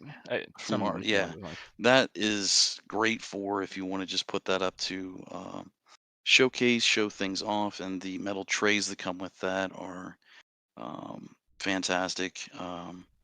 Might have to get another one of those. Um, I mean, really, for that, those are some of the main things I'd recommend if you're getting an army put together to be able to go and ship, from one place to another.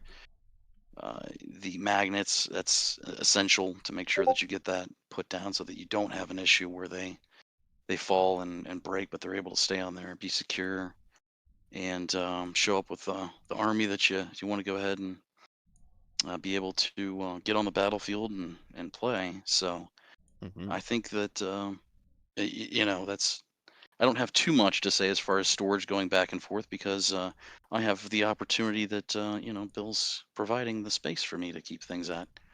Yeah, I'm just glad I can have some use. It's just an open shelf, so it's like, well, yeah, use it. Funny thing though, now I think about it, I think when I go down there in hobby and I happen to look up at your stuff, I think Mhm. Petey is glaring at me, like the lion's just staring at me as I paint. So he's intimidating me as I'm working on my stuff. So I'll turn him the other. I'll turn him the other way so he's You not don't have looking to. I'm staring at used to it you. at this point. I'm used to it. For those who don't know, we call the lion Petey the Primarch. So, Yeah, out of habit, I said it. Bill asked me. He said, "Well, do you have a name for the lion?" And first name that came to me was just his name's Petey. So that's how he got his name. so on the screen is right now that you guys can see is effectively the clear case that both Bill and Bear have It's with a really backpack. nice. It's effectively this. I don't know if it's the exact same one, but it's basically what's there. It's a good case. It's good, and it's nice that it comes with a backpack. You don't have to have a little hack job like what I have. Just happen to have a backpack laying around that fits it. It works and it does a great job.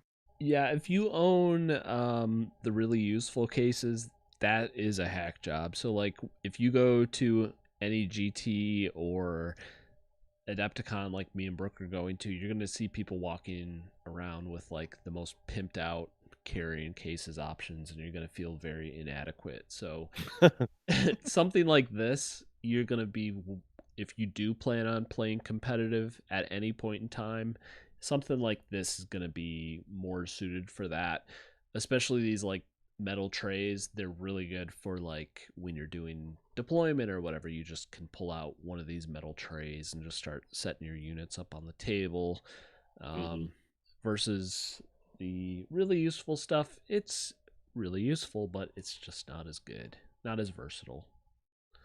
One of the things, Barry, you touched on a little bit, and I just wanted to reiterate this. This is something that I don't know. I don't remember if we touched on this already, but I'm able to bring my stuff to hobby night so that we can hobby together. And like we touched on this already, I get it. But like for hobby tips, and goes right along with that storage tip.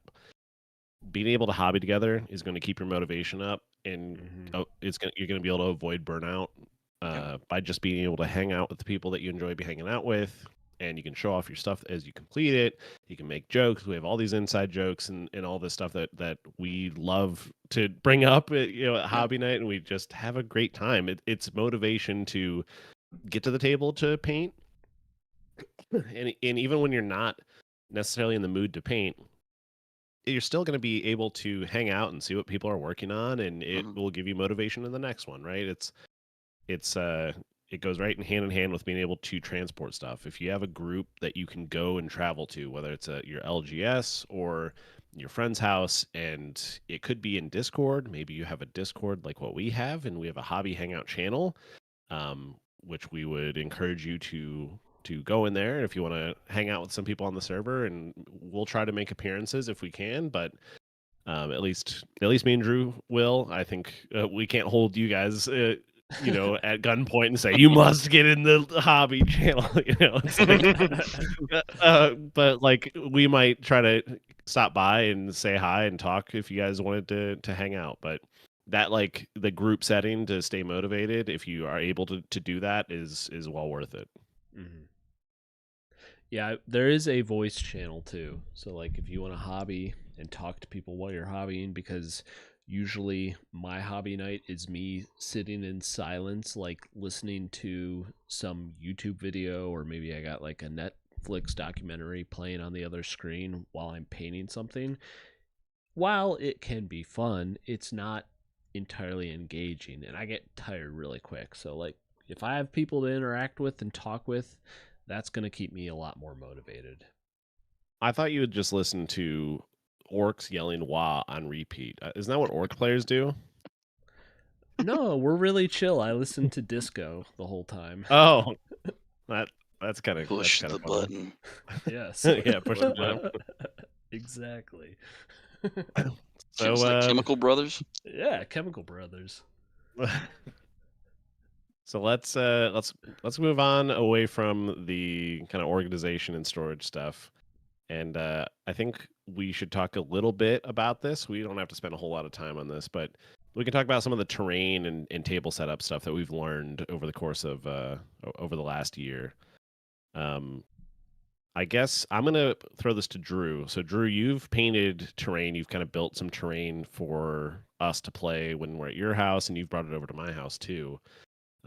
Do you have any tips on setting up or getting terrain or painting terrain? Like, do you have any tips for people? Yeah, so if 3D printing at all appeals to you, I would very highly suggest to get into 3D printing your terrain.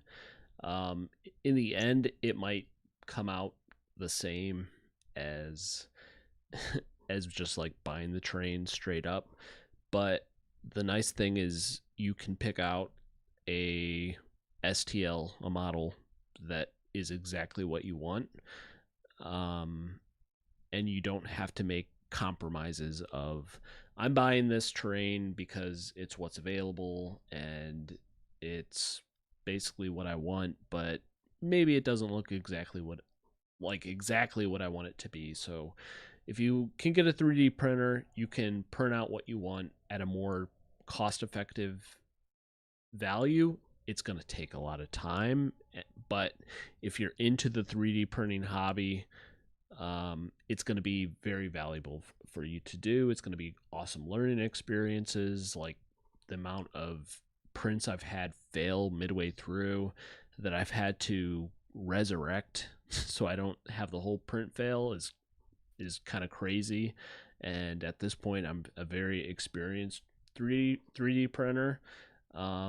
Also, on top of that, you get the added bonus of you're going to get like a gray or black or whatever your filament color is blob out when you're done, and you get added hobby bonus on top of it because you get terrain that you're going to have to paint to fit whatever theme you want. And I guess you can get that if you buy terrain too, but that's been an aspect of it that I've really enjoyed, which was painting up my terrain to fit whatever style or look I want.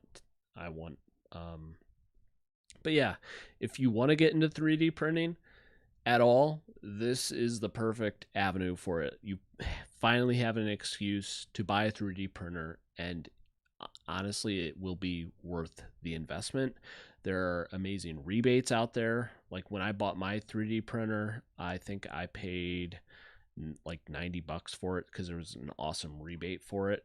And I just had to like create a new account with some company, and then boom, you can buy this really nice 3D printer for $90, and I've been printing all of my terrain on it ever since, and it's been a beast.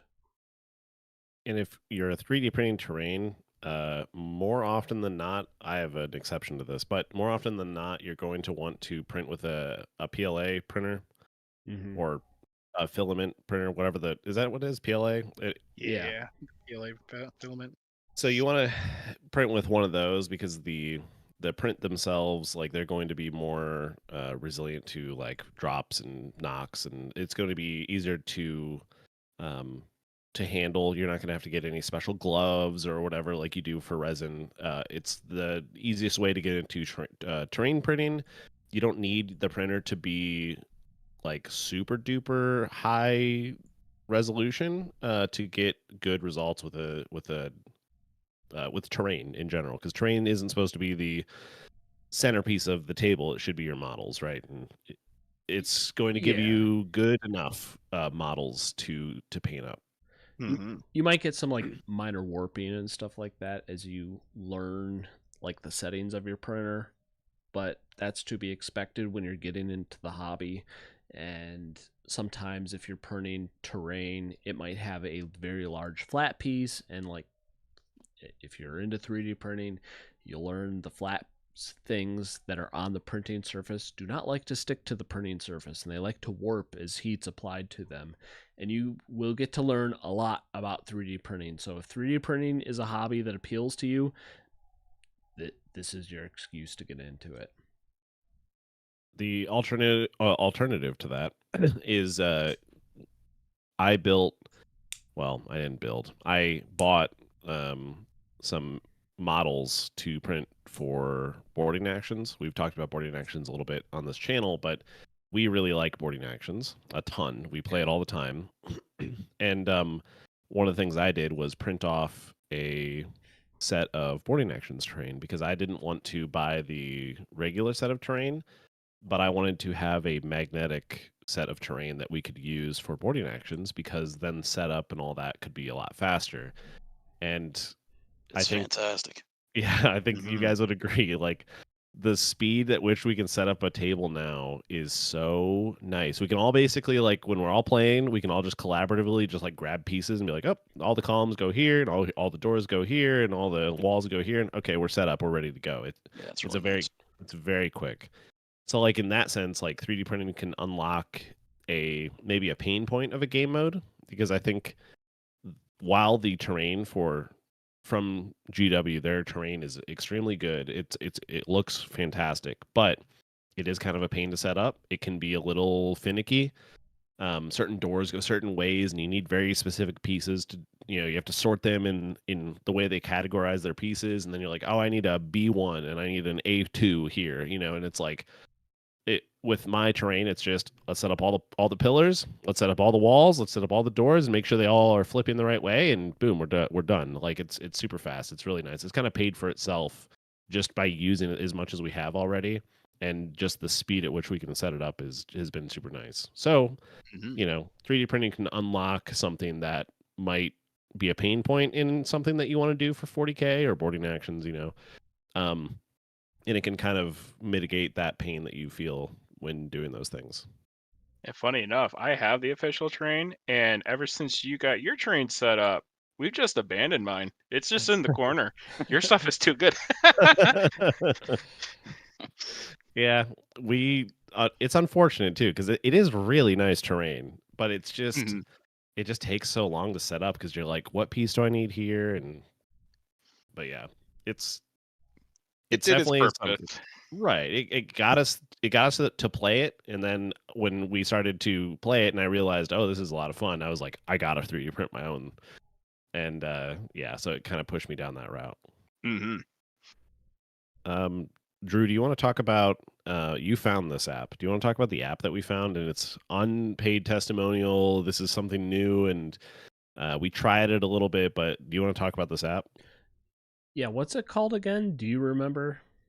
It is called War Games FX. War Games, the letter FX. Okay, so War Games FX, and there's other apps like this on like Google Play. Hopefully, if you're plugged into Apple, there's something similar or it's available there. But there are augmented reality apps that are available to help you set up your terrain faster, and they have layouts for different tournament types. If you do like the traditional GW GTs, there are the preset terrain layouts available in this app, or if you do WTC, for instance. I don't know if it does UK TC or not, but there's the different tournament layouts, and maybe we'll get into this in a second, but I very highly suggest you to use a tournament layout, whether your game group wants to play with GWTC, WTC, or UKTC. It does have UK. It does have UKTC. Okay. Although I don't know if it's available right now. It's at least in the list. I don't know if it has support yet. I very highly suggest you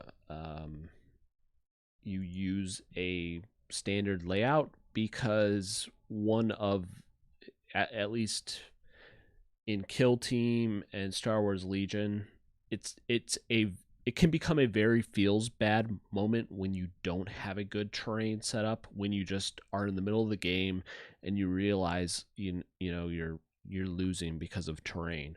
I think the rules of 10th help mitigate that from happening a lot, but I think it's good to use a predetermined layout for balance. Definitely. But anyways, go ahead. Oh, what's that, Bear? On this app, so how does this, because have we used this before? Or is Me this and- something new? Let me explain Me it and to you Bill real did. quick. Mhm. So what you do is you print off a piece of paper, and it has a QR code on it, and it has to be on Yeah. a letter size paper, and it has to be printed Oh, yeah. at the proper size. And what you do is you enable your camera on this app, and then you start scanning with your phone, and it'll see the QR code, and you line up the QR code in the center of the table, and you pick a layout, and through the camera on your phone on your table, it will show you where the terrain goes. So if you've ever spent time setting up terrain for a game, and it can take some time setting up where the terrain goes and measuring out a specific layout. In this, you can just use your phone, and it'll show like a green square on the table through your phone of where the train should go, and you just move the train around and look in your phone until you have it set up perfectly on this green box, and it's measuring through augmented reality. It's amazing, and it can help speed up a part of the game that kind of sucks. Right. We always joke when we get like a short on this or something just to show it. Yeah. Yes, definitely. We always joke when we get done with setup that we're like, well, that's it. That was a good game, because it takes a while. It takes a while to just set it all up. And yeah, we always joke that we're, well, all right, let's pack it up. It's a good game. It was difficult every time. Yeah, and if you're okay with things not being like perfectly like symmetrical, it's going to be perfect for you, and it'll speed up one of the necessary evils of the game, which is setting up the terrain. If you care about it being symmetrical, you're gonna have to measure it out still, but I like it. I think I'm gonna try to use it going forward. Yeah, the last thing I want to talk about, I'll try to keep it brief, but the one thing that I want to talk about is when you set up terrain and you don't have a layout, or you don't want to use a layout, and how to build balanced tables in that scenario. So we had this come up when we played a 2v3, a 3v3 effectively, and we had to set up a layout for that board. Which, if you don't know this, it's a lot longer of a table. It's 90 inches long, I think, and so that's like I think I call it Onslaught in 10th edition. but it's a more casual format, and it doesn't have, at least I couldn't find any when we were doing it. I couldn't find any layouts that people recommended that you use for that large of a table. So I had to figure out a way to set up a balanced table. And luckily I could lean on some of the knowledge I had from setting up tables for Star Wars Legion, because we had to do that all on our own. Like, there was no layouts for that game. And I guess talking about how to build a balanced table, you need to, first of all, I would recommend you take inspiration from the narrative books. So I have the Pariah Nexus narrative book, and in the back it has the like missions that you can run. In the later missions, they have those 3,000 point sized boards, and it shows like the deployment zones and where the objectives go. So I found one that I thought would be interesting, and I used that to place the objectives in the deployment zone. I was like, okay, this will work. And then once I set up that, I was like, okay, I got to set up a board that's going to be fun in this layout, because I don't want to set up terrain before I know what the deployment zone is, because maybe some of the terrain doesn't even matter, and I only have so many terrain templates to set up with. So one of the tips I would recommend if you are setting up your own board and how to have a balanced table is establish lanes. You need to have options for your shooting armies to hold a lane, but not be able to hold down every lane. They need to be able to, your shooting armies need to make a choice on where they go. And if they go down this lane, they can't have too much power to hold down the other lane or 2 lanes over. They need to be able to, you need to make it so that they can't cover the whole board. So that's with line of sight blocking templates, those types of things. You need to make it maybe move blocking, so they can't sit on the back of a terrain template and look down one alley and then also be able to look down the other alley. So you need to be able to split that up somehow with the terrain features, so they cannot sit there intentionally. And you also need to enable your melee armies to have a chance to move up. So you need to have pieces of terrain in the middle to break up line of sight and give them little pockets of safety that if they go first, and you need to stage for turn 1, you can tuck in certain things, but you can't tuck in everything, right? You need to have a balance of, I have these line of sight blockers that are good from this angle, but maybe if my opponent's on this angle, they might be able to push up and get shots on me. But it puts them at risk because they moved up so far, and then maybe my army can come from a different angle and hurt that unit. So there's a balance that you need to take in setting up things that enable both sets of armies. You need to think about it from a melee perspective, and then you need to think about it from a shooting perspective. So it might sound really dumb, but one of the things that I kind of think of is a game like a video game like League of Legends. I don't play League of Legends personally, but if you know anything about the game, there's lanes. It has 3 lanes typically, or whatever it is. But when you go down that lane, you have full line of sight down that lane, and then if you try to go through to the next lane, there's the jungle between you and that lane, right? So you have to go through the jungle, and then once you get to that lane, okay, now I have line of sight. So you kind of want to set up your terrain such that it acts like that. You have lanes that your army can go down, but they can't also support the other lane super easily unless they take the time to move and actually go over there and support that lane. So setting up these lanes for people to both shoot or charge down in melee, those things are important to keep in mind when you're trying to set up a balanced table. So I don't want to ramble anymore about this. I don't know if you guys have anything to add about setting up a balanced table. Yeah, I mean, I think you covered quite a bit.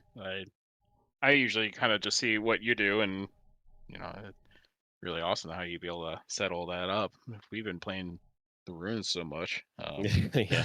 I don't think we really play much besides that 3v2 recently. Yeah, terrain is one of those things that if you're new to the hobby, you're going to find is one of the hardest things to get right. And sometimes the easiest cop out to ensure it doesn't ruin your game night is just to use a predetermined layout. I highly recommend it because you don't want an entire 6-hour session game night to be ruined by a bad terrain setup. Yeah, definitely. Because, like, I know we get the boarding actions terrain from the book, and like we have quite a fun of them, but every once in a while you'll get a kind of a setup and go, maybe this is not the one we want.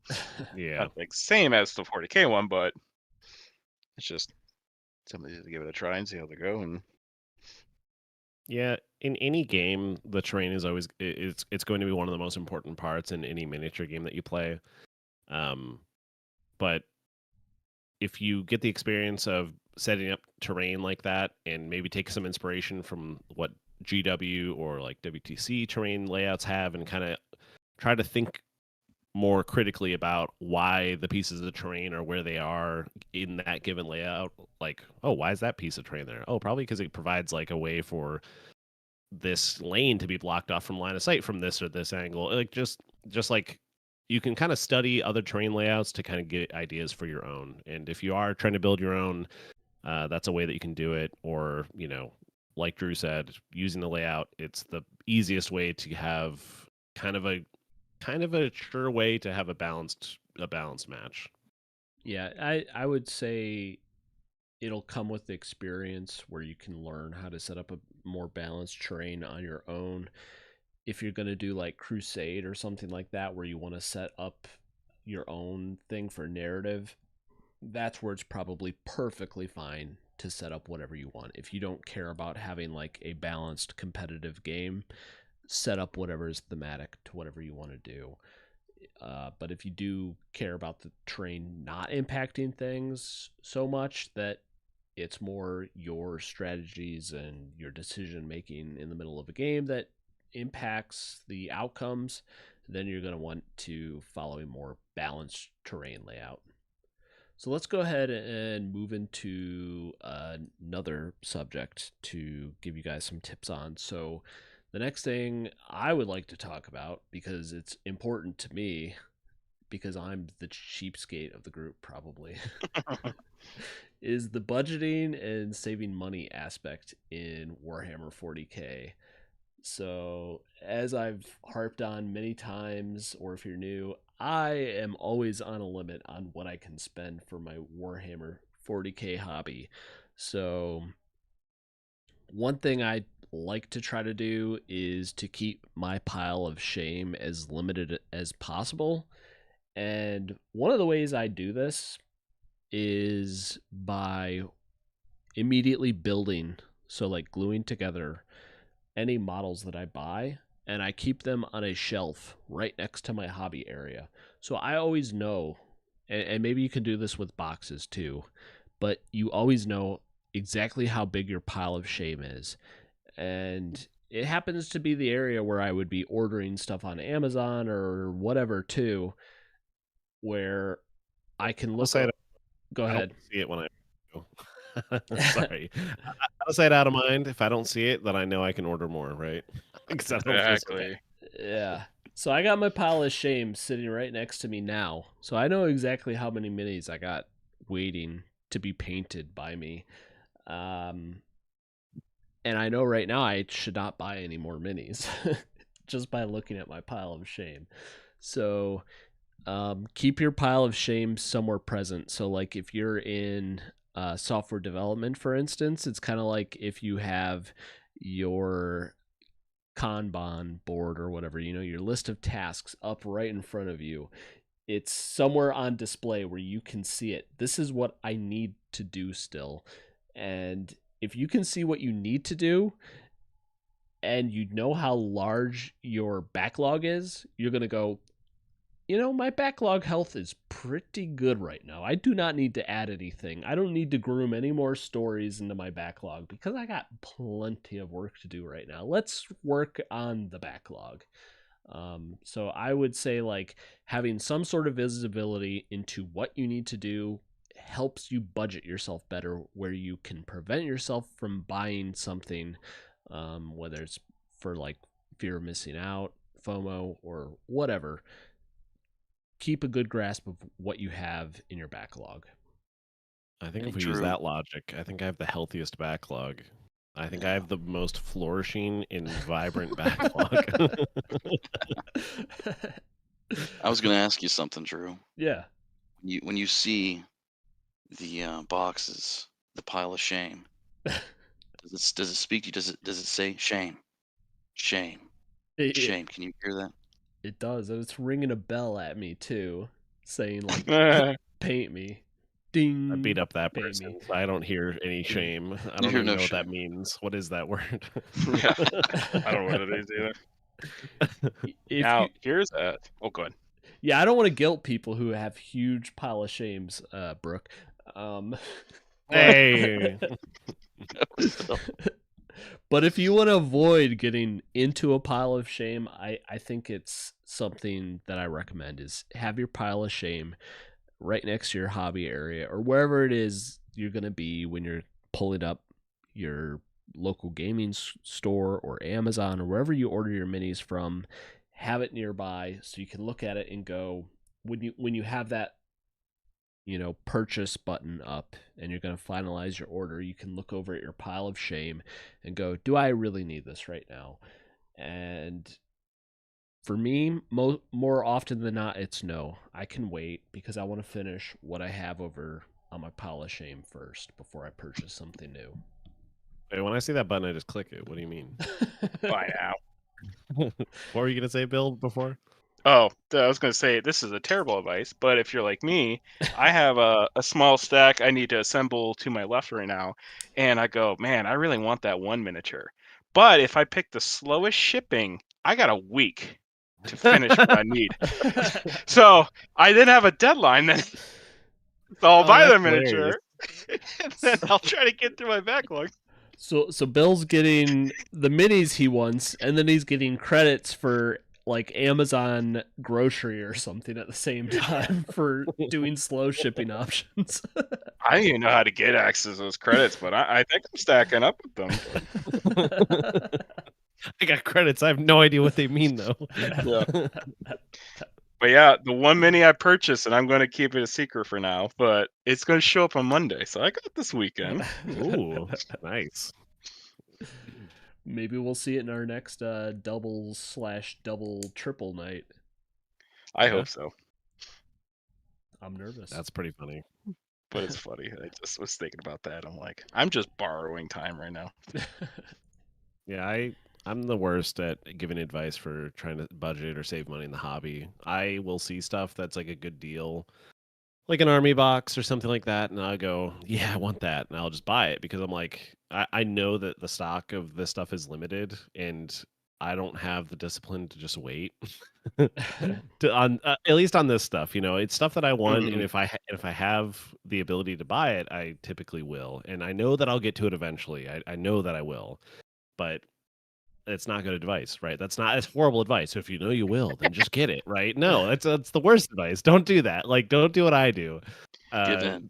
And then don't be in our friend group.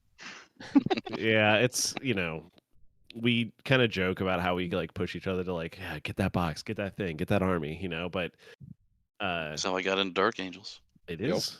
Yeah. But But I'm happy about it.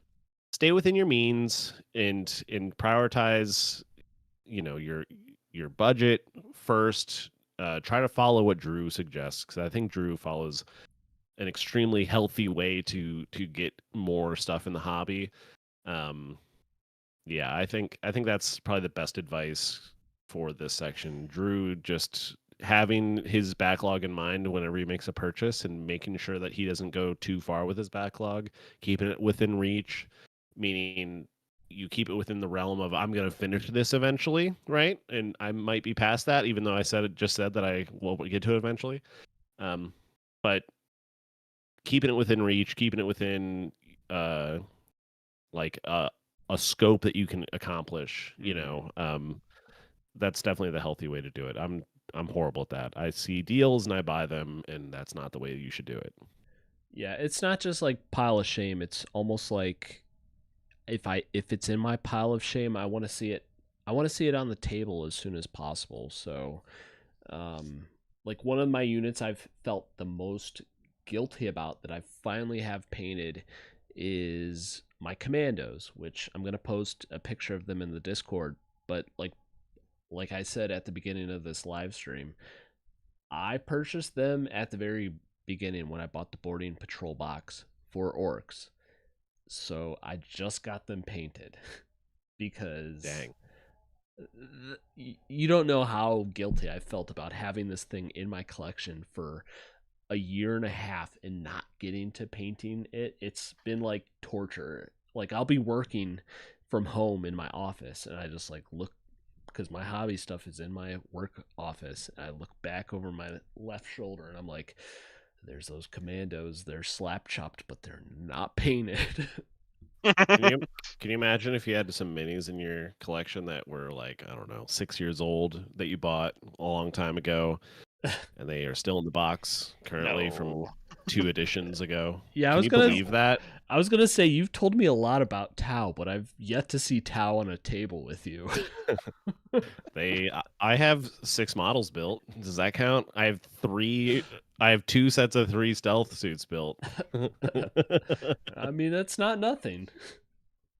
Yeah, they're on the list. I look forward to getting to them eventually. It's just that I set a rule for myself, and maybe this is a tip in and of itself, and this might help you in how you spend your money. But I set a rule for myself that I would work through Space Wolves and get them to a good spot that I was comfortable with before I moved on to another faction. Mm-hmm. And it's helped motivate me through my Space Wolves collection. So I don't have 3 armies that are half done. I want to have an army that's basically done, and then I want to move on to the next one. And that's kind of the rule I've been keeping for myself. Mm-hmm. There's one more thing I want to touch on before we maybe move on to the next category, but sometimes it can be difficult to find deals, especially if you're playing an army that has older kits, basically, that are harder to find now at this point. And that's kind of going away as we're getting model refreshes, but orcs definitely have some old models. And my philosophy is always to start at your local game store if you have one, because a lot of times your local game store is going to have older inventory, something that's been sitting on the shelf for a while waiting for you to come and buy it after you've finished up your pile of shame and you're ready to bring something into your backlog of things to do. They're going to have that inventory that maybe other online stores aren't going to have. My second go-to is Amazon. It doesn't have to be your second go-to if you have another preferred online store like eBay or whatever your primary online shop is. That's where I usually go next. And I go to Amazon because I have an Amazon credit card, so I'll get like rewards for it. So this is another way that I can be really cheap and not feel bad about getting a model when I have like $150 of Amazon rewards, and I go, I'm not really paying anything for this Morkanaut. I'm getting it for free. And then I don't feel bad for it. Yeah. I'll have to ask you later where those credits are because I'm clueless. So that's like option number 2. Option number 3, if you can't find it on Amazon, and this can be option 2 too, honestly, but if you go to Google and you search for your exact unit as it would appear in the Warhammer store, you will find that there are a lot of local game stores who have shops set up online that will sell and ship to you. And this almost feels better than buying on Amazon. For me, I don't get points on it, as many points on it, but there are some really old models for orcs that I've been able to buy by just searching on Google. So, for instance, like a war boss with a tack squig is really hard to find.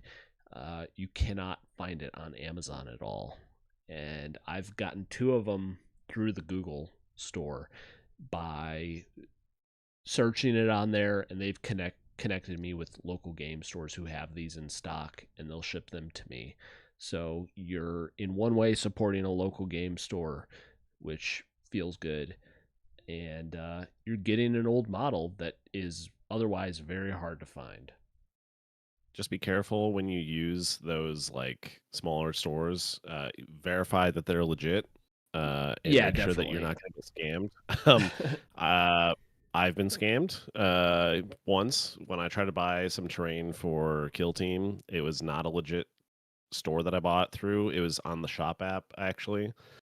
Not to call them out or anything. We're not sponsored or anything like that. But I did go through the shop app, and it's my own doing because I didn't verify the seller. But it was I can't remember the name of that terrain. Do you happen to remember? Oh yeah, what was it? Oh, Beta Decima, is that it? Yes, yeah, Beta Decima. I was trying to get that terrain, and I found some listing on the shop app because it was hard to find at the time. I was like, oh yeah, I'm gonna get it. It was for like 15% off or 20% off. I was like, yeah, I'll do it for sure. Like it seemed pretty legit. Never saw that money again. It went away, and I never saw it. So, uh, yeah, just be careful. Verify stores are legit. It's good to make sure like you can see if it's a physical location. You can check that sort of stuff out. Look up their, if they have like an about page. If they have if they're a physical LGS, you can see the store on like Google Maps. That's a easy way to verify it. It's obviously not 100% because the store could be closed, since it's like an old Google Maps photo. But just do your due diligence and make sure that it's a legit store before you purchase from them. And try to find places that accept PayPal as payment, because you can get your money back that way. Right.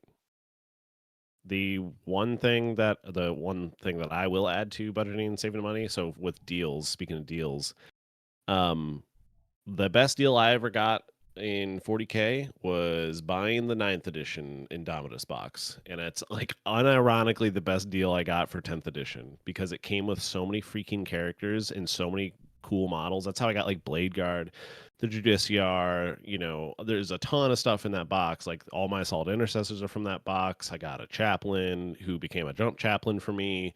I got a captain. That's where I got my captain model. There's just so much. There was so much value in that. And then I got the Necron's half that is just sitting in my basement. Speaking of pile of shame, but if you find these old boxes, these combo boxes in particular, they have some of the best value. And honestly, if you can find them for MSRP or less of an older combo box, they can. It's not always this way, but some of the older combo boxes can be better value than the newer ones, just because of how like prices change and all that stuff. Like unironically, the Indominus box is the best deal I ever found, and it was something I bought when Indominus box came out. I was like, yeah, I want to play 9th. Never did, and then it came in handy when we went and started playing 10th edition.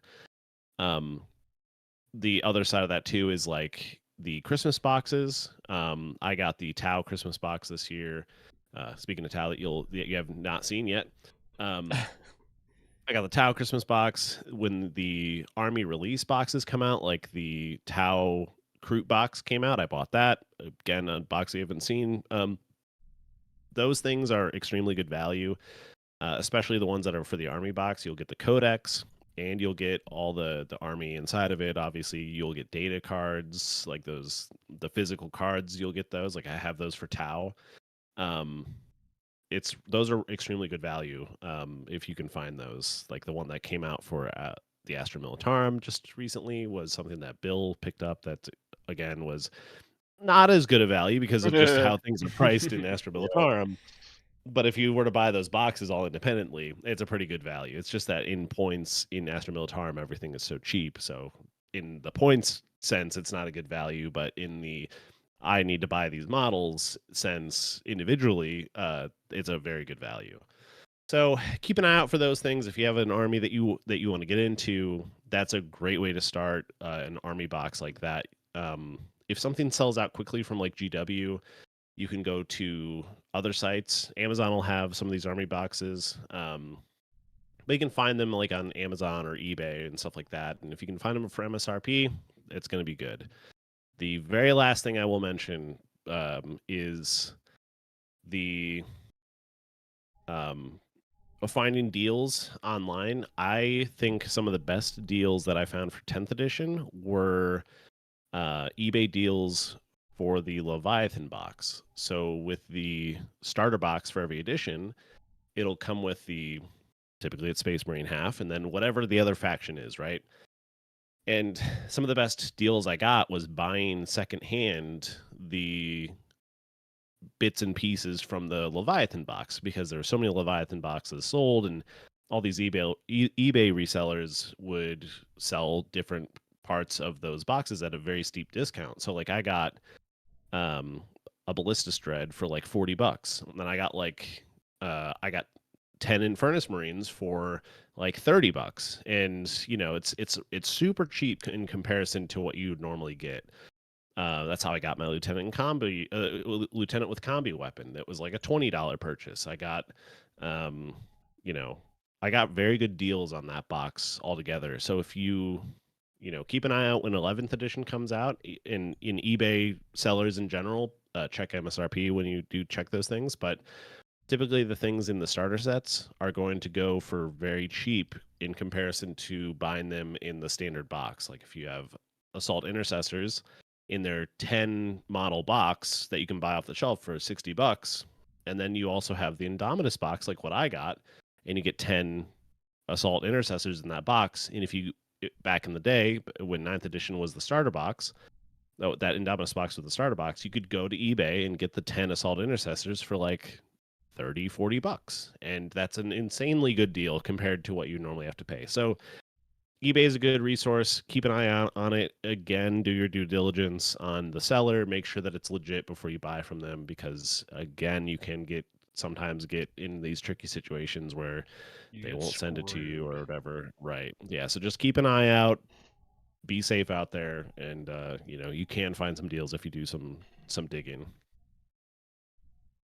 So I think unless anybody has anything else to add to this one, we should move on to the last topic. One thing is, and it combos into people you play with.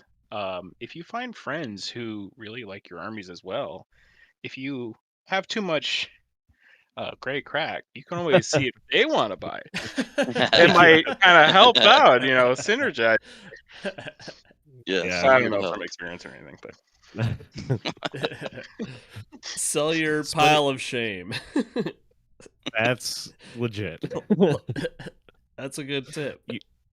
You can also, to Bill's point, if you have a friend group and you're able to split a box, like if there's one of those starter boxes that has Necrons and Space Marines, or Tyranids and Space Marines, like Leviathan was, if you split that box, that can be an awesome deal if you can split that with one of your friends. I think me and Bill have a box we need to split. Yeah. One. Yeah, I need some tank busters. Yeah, I haven't seen that box available at all to buy. I know, because I thought about sending that to you, be like, if I find this, would you want it? But I'm like, oh, it exists. I was doing I was looking at the MSRP of that box because one of the guys that I watch on YouTube, Happy Crumpin' Wargaming, shout out to him.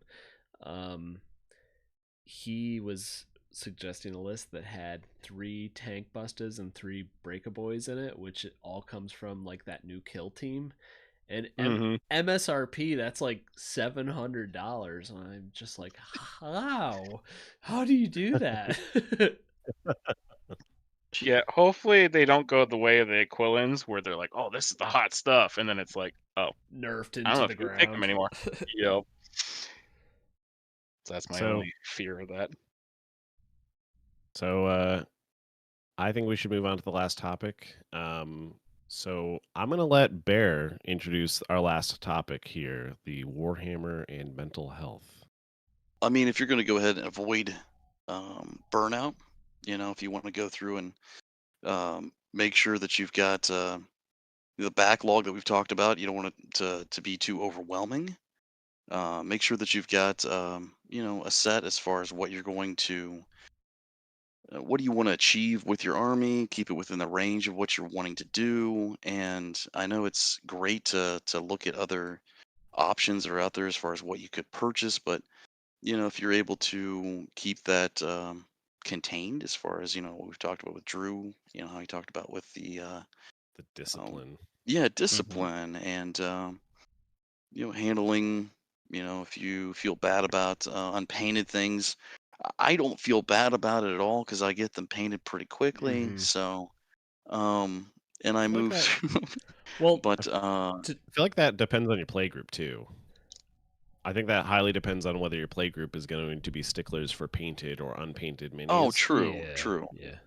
Well, to touch and I- on what you said, Bear, just like keeping it contained, it's almost like having small goals where you're just like, I want to get this thing painted. And by like setting these small contained goals, you have small little victories. As you get something painted, you can just celebrate what you have done, and that is something that'll keep you motivated to paint the next model.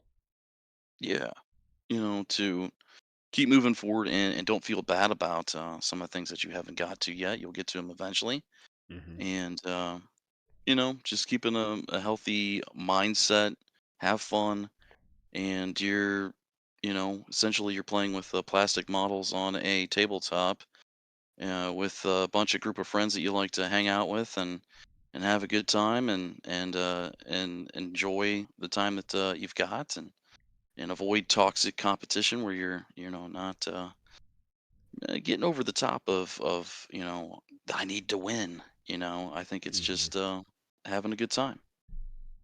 Yeah, definitely.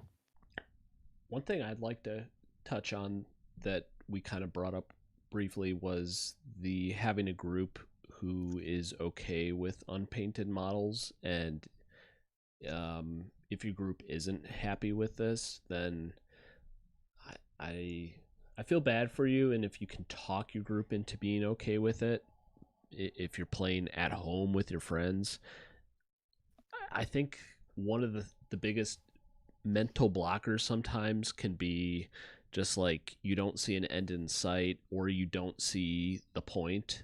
You might just be like, I don't want to paint this model right now. And sometimes if you can get an unpainted model on the table and play with it and just see how amazing it is and just have like a feel good moment with it, it'll motivate you that much more to get that thing painted, just because it will flip your mindset on that model, where instead of being just another task in my backlog that I need to get done, you just see the usefulness in it, and you're just like, I want to get this thing done because it's awesome.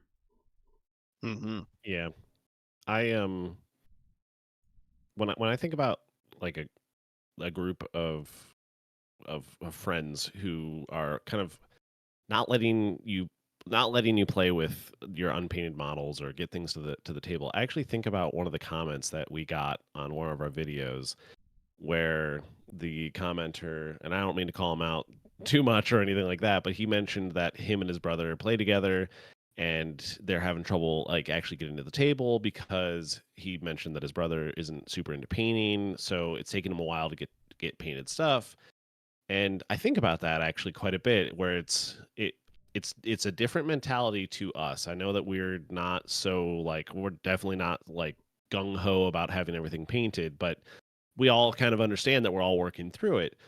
But I find it, I don't know, maybe a little like, I don't know, depressing, or maybe even like a little high pressure or something for that person who, you're trying to play a game like this and it's going to take you a lot of time to paint, and maybe the way that you paint is taking longer because you're more worried about trying to get certain details done, or you want to make it look like the box art or something like that, right? there can be that added pressure to get it painted from the person that maybe already has their stuff painted. And if you feel that pressure, it's going to maybe push you away from actually getting to the table eventually. And I kind of find that a little sad, right? Like there are points awarded for fully painted armies. We never ever apply that. We never even consider that. Like I don't know if I don't even know if all like I think we all are maybe aware of that because of like watching like Play On because they'll do like the scores at the end or like and plus 10 for painted models, right? Mm-hmm. But we don't ever do that though. Like we never do that to just totally take that off the table. There's no pressure to have stuff painted. We all understand that we're all on different schedules and goal paths to try to get our army done, and we're more interested in having a good time and enjoying each other's company and making these fun memories than we are with holding each other accountable to being like, did you get your stuff done? You need to get it done before this time. It's like, no, Does this let's really take it at our happen? pace. Is it? I mean, does this happen out Yes. there where you've got people that are There are people who forcing refuse. other people to do that? Because I mean, Yeah. that's just completely toxic. And Mm-hmm. being in an environment where, I mean, it's good to have motivation where you have other people like, hey, it's gonna be awesome when you get that done, or but I mean, wow, that would be really difficult to deal with, and would completely turn you away from the game. Mm-hmm. Yeah. And you could ruin some friendships that way too if you've got people that are doing that where they're you guys stay realistic and have a good time. Yeah. I've read Mm-hmm. comments about people who say that they refuse to play with people that don't have painted models. Uh, And they're like, oh, it's for like immersion or whatever. Like, oh, I want to Or I play have like, standards or something. right. And, good for them. Maybe they play in tournaments because tournaments do require that well, your army is painted, right? But if you're yeah, playing with your friends, and that's a totally different thing. Like, we're not necessarily talking about going to a tournament with unpainted models. no, We're talking about setting up a game in your friend's basement and playing a game for fun and yeah, learning the game and getting reps and stuff like that. You don't need to get it all painted. Everybody's on different timelines of getting their stuff done. We don't all have time to work on this stuff. Some people might have a ton of time and they get through their stuff really quickly, and some people like Drew, you have you have 3 three kids children and you don't. running around, and Yeah, I cannot have, I do not have time to paint. yeah. So it's like you have everybody's in a different situation, and I think nobody should feel bad for having unpainted minis, and I don't think anybody should feel bad getting to the table with unpainted minis. um I just, yeah, I think that that's like one of the biggest things over the course of the year is like I just want to really encourage people to remove that pressure off of the 40K and just try to enjoy it more so than add additional pressure when you have all this pressure from work and all in family and all this stuff. Like, why take the thing that you enjoy doing and put this pressure on it, right? Mm-hmm. It's good to have goals. It's good to have things that you're working towards, but if it's something that starts to become a negative, it should not be there. yeah, absolutely. Yeah, if you are on like Reddit or other social media channels where people are sharing hobby and stuff, you might see stuff that is just like perfectly painted. Or if you follow other hobbying YouTube channels where all they do is painting and they just paint these immaculate models, you're going to think like your stuff is never good enough. And one of the things to not ignore in the mental health aspect of Warhammer is to respect the mental health of your friends too, and to never compare your models versus their models and in any way bring down the work that they've done. You don't want to, like, if you are running the same army as them, put your, like for me, put your unit of boys next to their unit of boys and go, mine look better than yours. That's Right. It's never lame. do that. It's lame as heck. Yes. Don't Mhm. don't do that. Some people are into doing the hobbying aspect more than others. And to them, probably having more fun with you at game night is more important to them. They want to have fun with you. And you bringing down their army and saying it looks bad or something like that, get that out of here. That's not what this this is for. We want to have a good time together. And like our hobbying channel that we have on our Discord is, we always, like, we are asking you all guys, if you want to join our Discord, share whatever you have. We don't care, like, if you're Picasso or a toddler painting your first mini. We're going to celebrate whatever you paint. So we want to celebrate any small victory in painting and stuff like that, and never bring anybody's paint job down. Right. Mm-hmm. Yeah. I mean, we all do this for fun. It's a hobby, right? It's something that you do to get away from all the normal stresses of life. And you shouldn't add additional pressures that make it anything other than a getaway, right? You should have fun doing this thing. And that's what's most important. And that, we're talking about the hobby stuff, and I think you guys hit on it already, but it also goes into the gaming. Like when you set up for a game and you're sitting across from the table from your good friend that you're excited to hang out with, right? That should be a collective good time, and it shouldn't be brought down by some toxic attitude towards the game that ruins it, right? Like I think Bill talked about this a little bit before, but even if your army is getting its crap knocked in, right? If you're getting if you're getting absolutely annihilated, it might make for some really, really memorable stories that you'll be telling in your group for years, potentially, right? You're going to be talking about these things for years. We'll be talking about Blind Betty shooting my blood claws and annihilating them after not hitting anything for like 3 or 4 games straight. We'll talk about that forever, because that's now Blind Betty's lore.